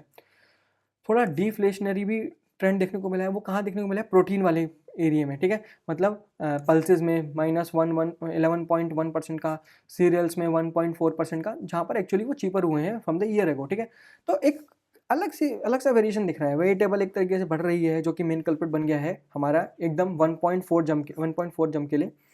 ठीक है, और दूसरी ओर थोड़ा स्टेपल फूड जो हैं, जेनरिक वेजीज हैं, वो कम हो रही हैं, वो डिफ्लेशनरी ट्रेंड दिखा रही हैं। जहाँ पर ऑनियन हो गया, पोटैटो हो गया, है ना, वहाँ पर एक मैसिव हमने क्या बोलते हैं, मैसिव ड्रॉप देखने को मिला है, बिकॉज ऑफ सप्लाई अच्छी है और हार्वेस्ट भी अच्छा मिला है। ठीक है, इसकी वजह से ऑनियन के प्राइसेस और पोटैटो के प्राइसेस कम हो गए हैं। ठीक है, जो कि एक अच्छा ट्रेंड दिखाते हैं। तो यहाँ पर थोड़ा इरेटिक व्यू हमको देखने को मिला है। ठीक है, अब अगला क्या है, कुछ क्रिटिकल कॉन्सेप्ट समझने की ज़रूरत है कि आगे फ्यूचर में क्या होने वाला है। देखो, द बेस इफेक्ट मैं कई बार बता चुका हूँ, अभी मैं दोबारा बताऊंगा ना तो मतलब मैं कितनी बार बता चुका हूँ, मैं 5 से 6 बार इस बेस इफेक्ट को बता चुका हूँ। ठीक है, इसको हम पढ़ लेंगे सिर्फ, और अगर आपको सच में ये बेस इफेक्ट के बारे में जानना है तो CPI का जो मैंने आपको बताया ना 14 फैब वाले में है, उसमें मैंने पूरा अच्छे से बेस इफेक्ट को बताया कि हाई बेस इफेक्ट, लो बेस इफेक्ट का फायदा, नुकसान या फ़ायदा क्या होता है। इस बेस इफेक्ट को ही बोलते हैं स्टैटिस्टिकल शील्डिंग हो जाना। ठीक है, स्टैटिस्टिकल बेनिफिट दिखना, इसको ही बोलते हैं इंडायरेक्टली। वो आपको वहाँ समझ आ जाएगा, 14 फैब वाली एक बार वीडियो देख लेना।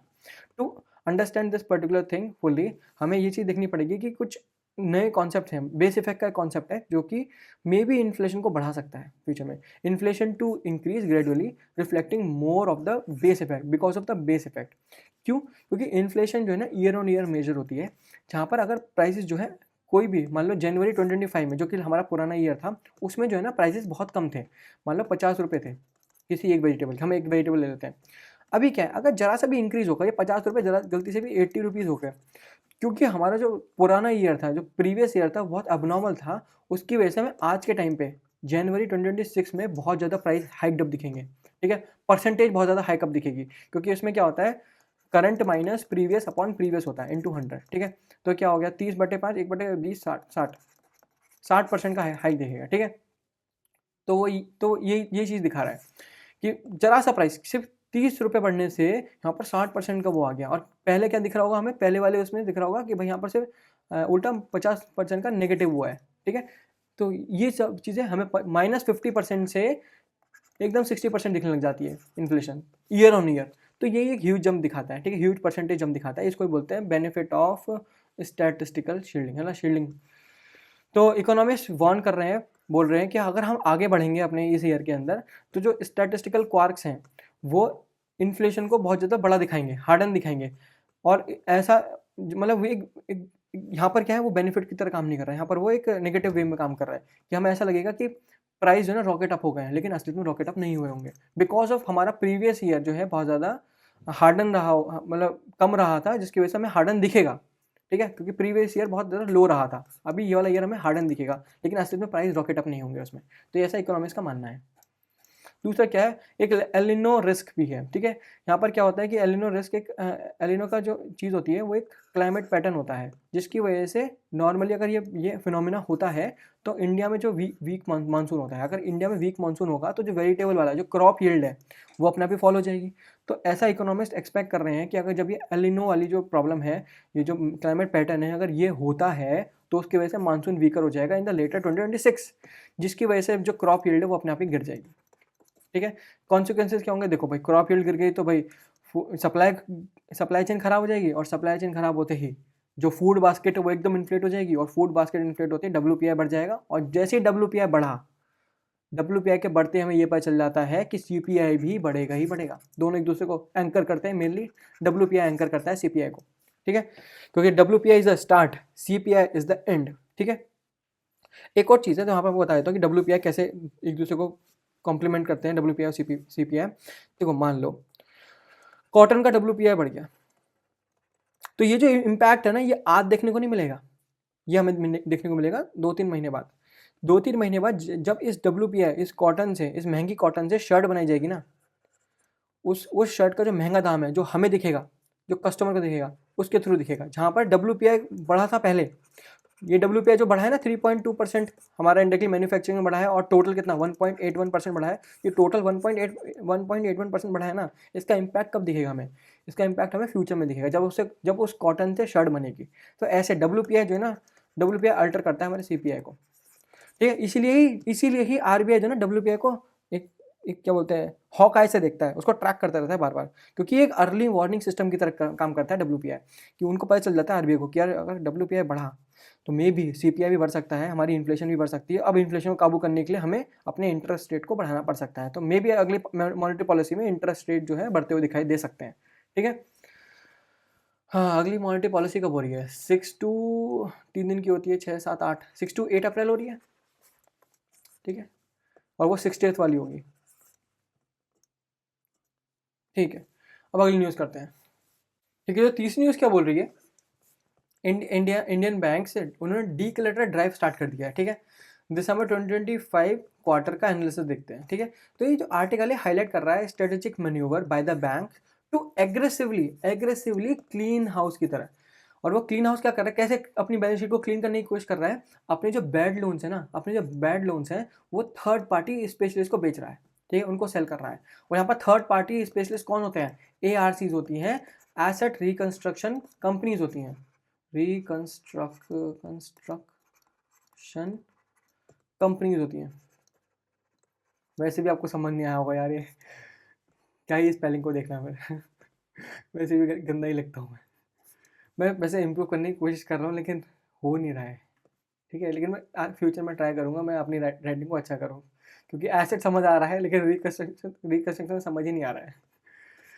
The key narrative is the massive shift of bad debts, ठीक है? बैड डेब्ट जो है from the corporate sector to the retail sectors में, मतलब रिटेल सेक्टर्स और एक्चुअली में हो क्या रहा है, जो कॉर्पोरेट सेक्टर में बैड लोन थे ना पहले, अब ज़्यादा से ज़्यादा बैड लोन कहाँ बन रहे हैं, रिटेल सेक्टर्स में बन रहे हैं। तो वही हम देखेंगे, अभी हम ये प्रूव करेंगे डाटा के थ्रू कि कैसे वो बढ़ रहे हैं। और फिर एआरसी के बारे में हमारा इसमें ऑब्जेक्टिव है एआरसी को समझना, बस। इन्फॉर्मेशन तो कोई याद करने की जरूरत नहीं है इसमें, इन्फॉर्मेशन, ठीक है। जो भी नंबर बताऊंगा कोई याद करने की जरूरत नहीं है, बस समझ लेना कि नंबर क्या बोलने की कोशिश कर रहे हैं। हम एआरसी के बारे में पढ़ेंगे वैसे तो बैंक जो है अपने बैड लोन्स को एआरसी को सेल करते हैं, और वो सेल कर रहे हैं at a rapidly increasing pace, ठीक है। वो सर्च कितना है, इन जस्ट 3 मंथ्स, जो कि दिसंबर का क्वार्टर था, मतलब जो हमारा क्वार्टर 3 था, ठीक है।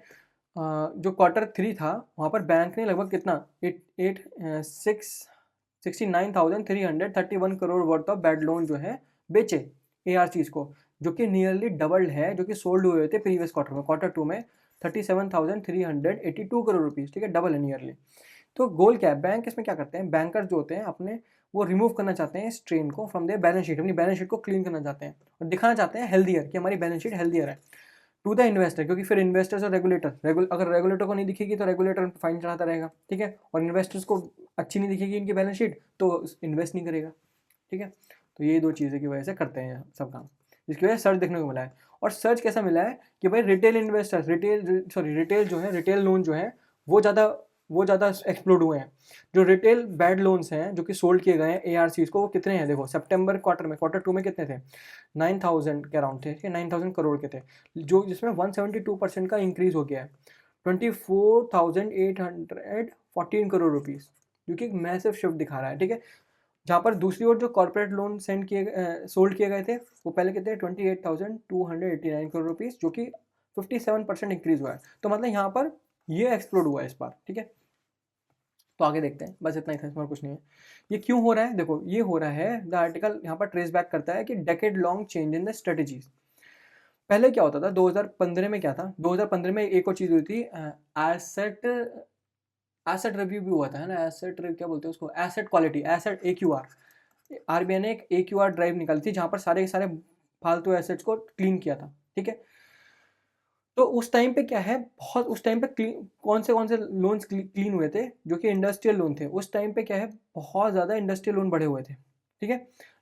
और अब जो है इंडिविजुअल लोन बहुत ज़्यादा बढ़ रहे हैं, ठीक है। पहले क्या है, पहले वाले जो बैंक थे ना, वो कॉर्पोरेट को ज़्यादा पैसा देते थे क्योंकि उनको लगता था वहाँ से प्रॉफिट आ जाएगा।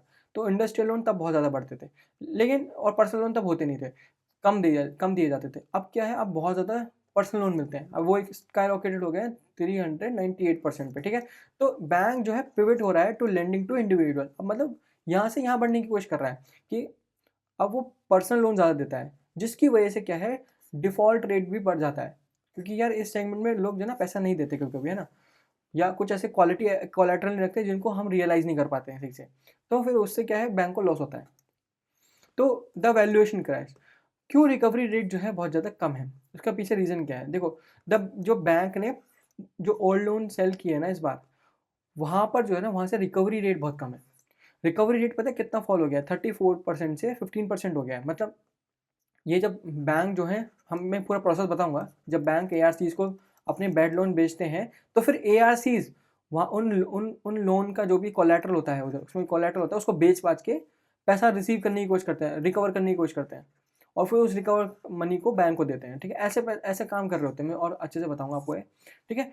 तो यहाँ पर जब ये 34% से 15% हो गया, इसका मतलब एआरसी इस टाइम पे एआरसी जो है इतना ज़्यादा कॉन्फिडेंट नहीं है कि वो जो कोलेटरल है, जो भी कोलेटरल है उससे वो इतना पैसा रियलाइज़ कर पाएँ, वो सिर्फ 15% ही रियलाइज़ कर पा रहे हैं। तो वही है, व्हाई दिस पर्टिकुलर ड्रॉप, ये ड्रॉप जो है कम हो गया है, मतलब ये ड्रॉप बहुत ज़्यादा हो गया है indirectly because of the quality of collateral.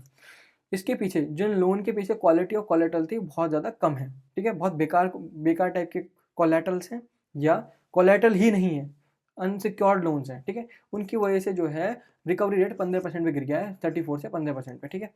तो सितंबर में क्या हुआ, सितंबर क्वार्टर 2 के अंदर जो है ना, बहुत ज़्यादा सिक्योर्ड लोन्स थे। तो सिक्योर्ड लोन्स मतलब बिल्डिंग के अगेंस्ट आपने कोई पैसा लिया, लैंड के अगेंस्ट पैसा लिया, तो लैंड को रियलाइज़ करना थोड़ा सा आसान होता है, ठीक है।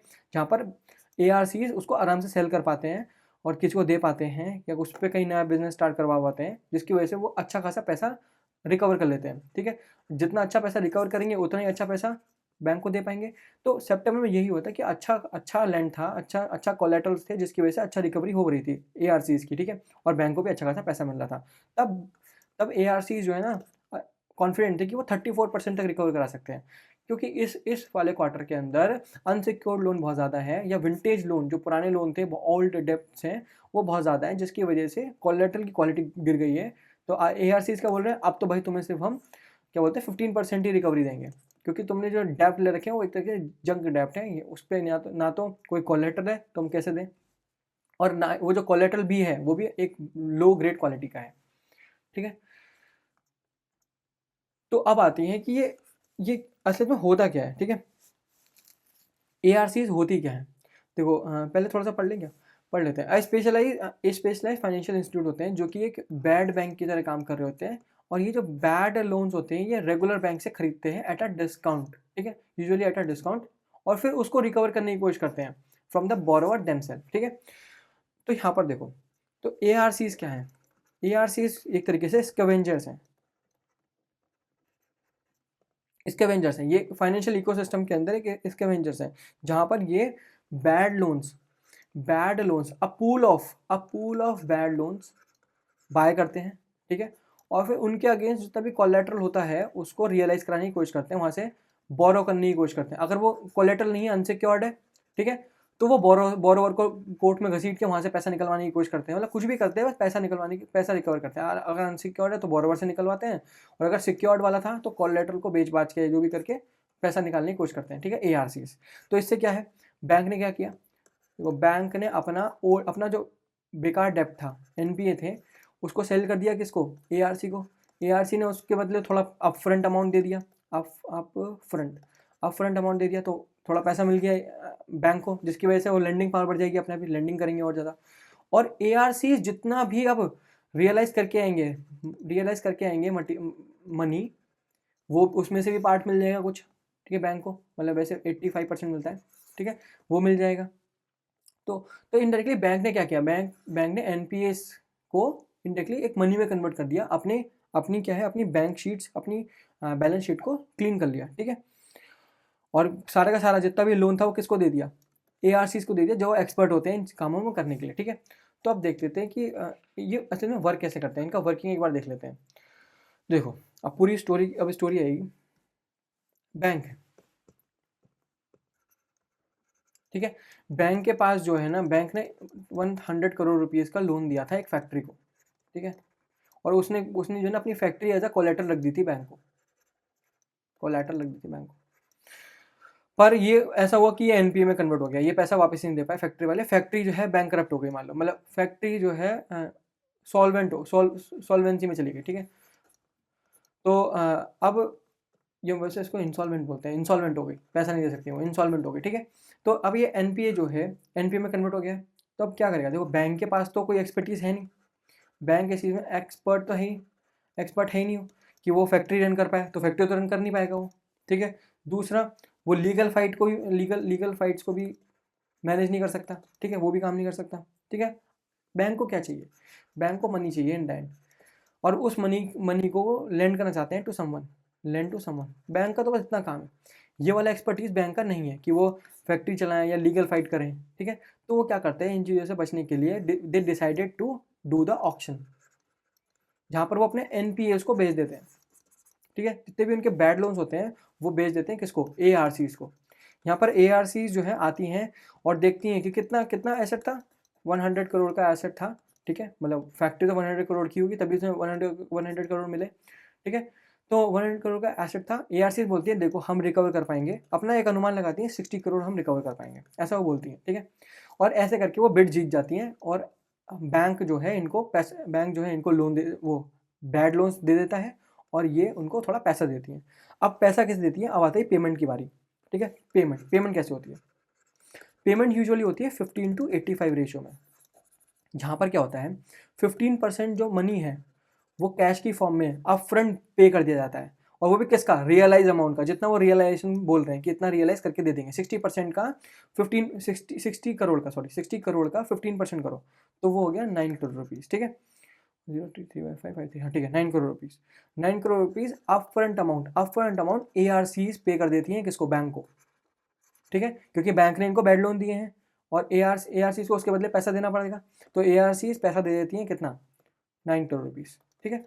बाकी की जो 85% होता है ना इसका, 85 किसका? 60 जितना वो रियलाइज़ कर रहे हैं, ठीक है, उसका वो किस में? वो एक SR की तरह देती हैं, एक सिक्योरिटी की तरह देती हैं, सिक्योरिटी रिसिप्ट देती हैं, इस रिसिप्ट के अंदर क्या लिखा होता है? देखो, हम वादा करते हैं, हम ये ARC यहाँ पर वादा कर रही होती है, हम वादा करते हैं, हम बाकी बचा जितना भी जो भी एसेट है उसमें से हम जितना भी रुपया, जितना भी पैसा हम क्या बोलते हैं रिकवर करेंगे, उसमें से आपको 85% आपको दे देंगे। 85% कितना हो गया? 51 करोड़ रुपीज़, ठीक है ना, 9 माइनस कर दूंगा 60 में से, तो 51 करोड़ रुपीज़ आपको जितना भी रियलाइज होगा उसमें से आपको वो 51 करोड़ रुपीज़ हम दे देंगे, ठीक है। अब इस पर डिपेंड करता है कि भाई जो 50 करोड़ जो पर्टिकुलर एसेट है, ठीक है, जो कोलेटरल दिया था वो उतना रियलाइज कर पाएगा नहीं कर पाएगा, वो उस पर होता है। तो इसमें स्किन इन द गेम आ जाता है, भाई बैंक का भी स्किन है, अगर वो रियलाइज नहीं हो पाया तो बैंक को भी लॉस होगा और ARCs को भी लॉस होगा, ठीक है। और अगर वो रियलाइज अच्छा खासा हो गया और मोटा पैसा रियलाइज हो गया, मतलब 60 की बात हुई थी 70 हो गया, तो उसमें ARCs को फायदा होगा, क्योंकि ARC ने बोला था 60 करके देगी लेकिन 70 कर दिया, तो फायदा भी हुआ, ठीक है। तो फायदा भी हुआ ARCs को और बैंक को भी फायदा हुआ। और अगर मान लो कम दामों में रियलाइज कर पाए तो बहुत ज़्यादा लॉस हो जाएगा बैंक को, ठीक है। तो बैंक का खुद का भी स्किन यहाँ पर आ जाता है, इसलिए वो 85% SR करती हैं, सिक्योरिटी रिसिप्ट करती है, जहाँ पर एक ARC वादा करती है कि अगर ये आपका जो बाकी 51 करोड़ रुपीज़ है वो डिपेंड करेगा डिपेंड करेगा कि आपने कोलेटरल कैसा दिया है, हम कितना उस पर रिकवर कर पाएंगे, उस पर डिपेंड करेगा, ठीक है। तो अब ये ऐसा पेमेंट हो जाता है, ये पूरा स्ट्रक्चर क्रिएट हो जाता है, ARCs मिल जाती हैं। तो अब इनडायरेक्टली क्या हुआ? बैंक ने क्या किया? बैंक ने इनको दिया बैड लोन ARCs को, इसके बदले बैंक को क्या मिला? 15% upfront cash on realise amount, ठीक है, रियलाइज अमाउंट पे प्लस और मिला 85% SRs, सिक्योरिटी रिसिप्ट मिली, ठीक है। ये दो चीज़ें मिलती हैं बैंक को और एक चीज़ मिलती है ARCs को। अब ARCs का काम क्या है? देखो, ARCs पैसे कैसे रिकवर करेगी, ठीक है। तो ARCs वो 60 करोड़ रुपए जो उसे रिकवर करने हैं, जो वो बोल रही थी, वो कैसे रिकवर करेगी? वो रिकवर करेगी या तो उस फैक्ट्री को सेल कर देगी, उसके थ्रू रिकवर करेगी, ठीक है, फैक्ट्री सेल करके। दूसरा क्या है? एक नया पार्टनर ढूंढेगी और उसको बिजनेस थमा देगी, ये वाला फैक्ट्री वाला, भाई तुम करो और तुम हमें पैसा दे दो, तुम फैक्ट्री ले लो और पैसे दे दो, ऐसे रिकवर कर लेगी, ठीक है। या तो उस बंदे को, उस बोरोवर को जो है कोर्ट में घसीटेगी और वहाँ पर फाइट करेगी और वहाँ से रिकवर कराने की कोशिश करेगी। तो ऐसे 3 तरीकों से वो रिकवर कर सकती है अपने 60 करोड़ रुपीज़, ठीक है। अब मान लो सिनेरियो आता है ए, पहला सिनेरियो ए, जहाँ पर हुई सक्सेस, मतलब रिकवरी हुई बढ़िया, रिकवरी बहुत ज़्यादा हुई इनके कोर्ट से। इन्होंने बोला था 60 करोड़ रुपए रिकवर करेंगे, लेकिन करे कितने? 70 करोड़ रुपए, बहुत बढ़िया, ठीक है। तो पैसा कैसे, पहले पैसा कैसे बढ़ता है, ठीक है, पैसा देखते हैं। जो ARCs हैं वो सबसे पहले अपना फीस निकालती हैं। भाई ARCs फ्री में थोड़ा काम करती है बैंक के लिए, वो हर साल 2% फी मांगती हैं बैंक से, कुछ भी हो, जितने टेन्योर में वो ये काम करेंगी उतने टेन्योर में वो 2% फीस लेंगी बैंक से, कुछ भी हो, चाहे रिकवरी हो या ना हो, 2% फीस तो मांगना ही है। तो 2% फीस पर ईयर निकालेगी पहले उसमें से, वो अपनी जेब में रखेगी, ठीक है, सबसे पहला प्रायोरिटी वाला काम है, ठीक है। अभी SR उन्होंने वादा किया था SR पे करने का, जो कि 51 करोड़ था, ठीक है, हमें पता है, जो कि कितना 85% था असलियत में, ठीक है, 51 करोड़ रुपीज़। तो ये 51 करोड़ रुपीज़ निकाल के दे देगी इस 70 करोड़ में से, ठीक है। अभी कुछ अमाउंट बच जाएगा 2% फीस निकालने के बाद और 51 करोड़ रुपीज़ निकालने के बाद कुछ पर्टिकुलर अमाउंट बच जाएगा, एक्स अमाउंट बच जाएगा। वो एक्स अमाउंट को डिस्ट्रीब्यूट कैसे करेगी? फिर डिस्ट्रीब्यूट करेगी 20 to 80 में। ये 80% तो दे देगी बैंक को और 20% रख लेगी खुद पे ARCs में, ऐसे करके वो कर लेगी और सबका बढ़िया हो जाएगा। इनको भी ARCs को भी फ़ायदा हो गया अगर वो ज़्यादा रियलाइज़ कर पाए, ARC को भी फ़ायदा हो गया दो तरीके से, उनको 20% वाला पैसा मिल गया, ठीक है, और इनको क्या बोलते हैं ये, हाँ, इनको फीस भी मिल रही थी 2%, ठीक है। तो दोनों का फ़ायदा है यहाँ पर, बैंक का भी फ़ायदा हो गया, बैंक को भी सारा पैसा रियलाइज़ हो गया, उसको भी लीगल फाइट नहीं करनी पड़ी। लेकिन अब होता है एक और सिनेरियो बी, जहाँ पर होता है फेलियर, रिकवरी कम होती है और जो कोटेशन किया था 60 करोड़ का कोटेशन था, उससे कम हुआ, मतलब 15 करोड़ ही हुआ। तो अभी रियलाइज अमाउंट कितना है? ARC कितना निकाल के लेके आ पाए? 15 करोड़ रुपए। तो अभी 15, क्योंकि अब रियलाइज अमाउंट कितना था, रियलाइज अमाउंट था 60, मतलब करना था, लेकिन हुआ कितना 15, तो 15 के हिसाब से होगा सब कुछ। अब सब कुछ कैलकुलेशन 15 के हिसाब से होगी भाई, वो तो 60 जो है 60 का तो पेमेंट 60 के हिसाब से पेमेंट करना था, अप फ्रंट अमाउंट 15% 60 के हिसाब से करना था, लेकिन रियलाइज ही नहीं हो पाया उतना, 15 ही हो पाया। तो फिर ARC क्या बोलेगी, देखो भाई हमें कुछ फ़र्क नहीं पड़ता, हमें वो 2% तो 2% फीस मिल जाएगी इनको, मैनेजमेंट फीस जो है वो मिल जाएगी। उसके अलावा ये बोलेंगे देखो हमने तुम्हें जो है ना पहले से ही 9 करोड़ रुपए दे रखे थे, ठीक है, 9 करोड़ रुपए हमने तुम्हें अपफ्रंट अमाउंट दे रखा था इस 15 करोड़ का रियलाइज होने में, ठीक है।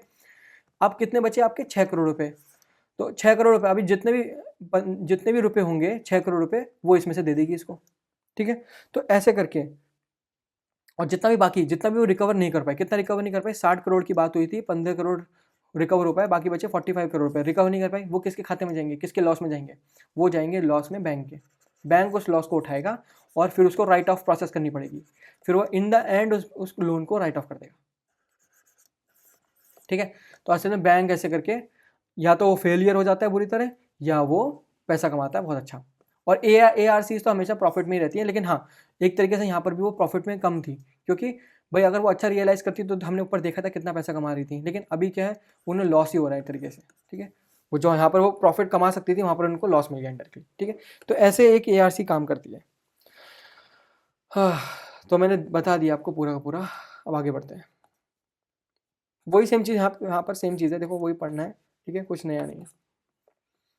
आगे बढ़ते हैं, ठीक है, आगे चलते हैं। आगे क्या बोल रहा है, स्ट्रेटेजिक इंटेंट क्या है, ठीक है। अकॉर्डिंग टू द एक्सपर्ट जिन्होंने कोट किया है, उन्होंने क्या कोट किया जो है, प्रकाश अग्रवाल, उन्होंने बोला है कि ये जो ना एक पैनिक सिग्नल नहीं है, एक्चुअली में बैंक जो है अपना नई ग्रोथ की तरफ फोकस कर रहे हैं, ठीक है। और अपने जो मनी को रिकवर नहीं कर पा रहे हैं उसको बेचने की कोशिश कर रहे हैं, ठीक है। कि वो सारा का सारा हेडेक किसको दे रहे हैं, ARCs को दे रहे हैं, अपने डेप्ट को आउटसोर्स कर रहे हैं डायरेक्टली, ठीक है। तो हाँ, कुछ लेगेसी क्लीन अप भी करने की कोशिश कर रहे हैं, है ना। बहुत सारे बैंक जो है अपने विंटेज NPAs को भी हटाने की कोशिश कर रहे हैं अपनी बैंक बुक में से, ठीक है, क्योंकि नया साल आने वाला है, ये काम करते हैं, ठीक है। तो कुछ बड़ा दिक्कत वाली पैनिक वाली बात नहीं है, लेकिन ये डाटा अच्छा नहीं दिख रहा है, मैं तो ऐसा बोलूँगा। आगे बढ़ते हैं,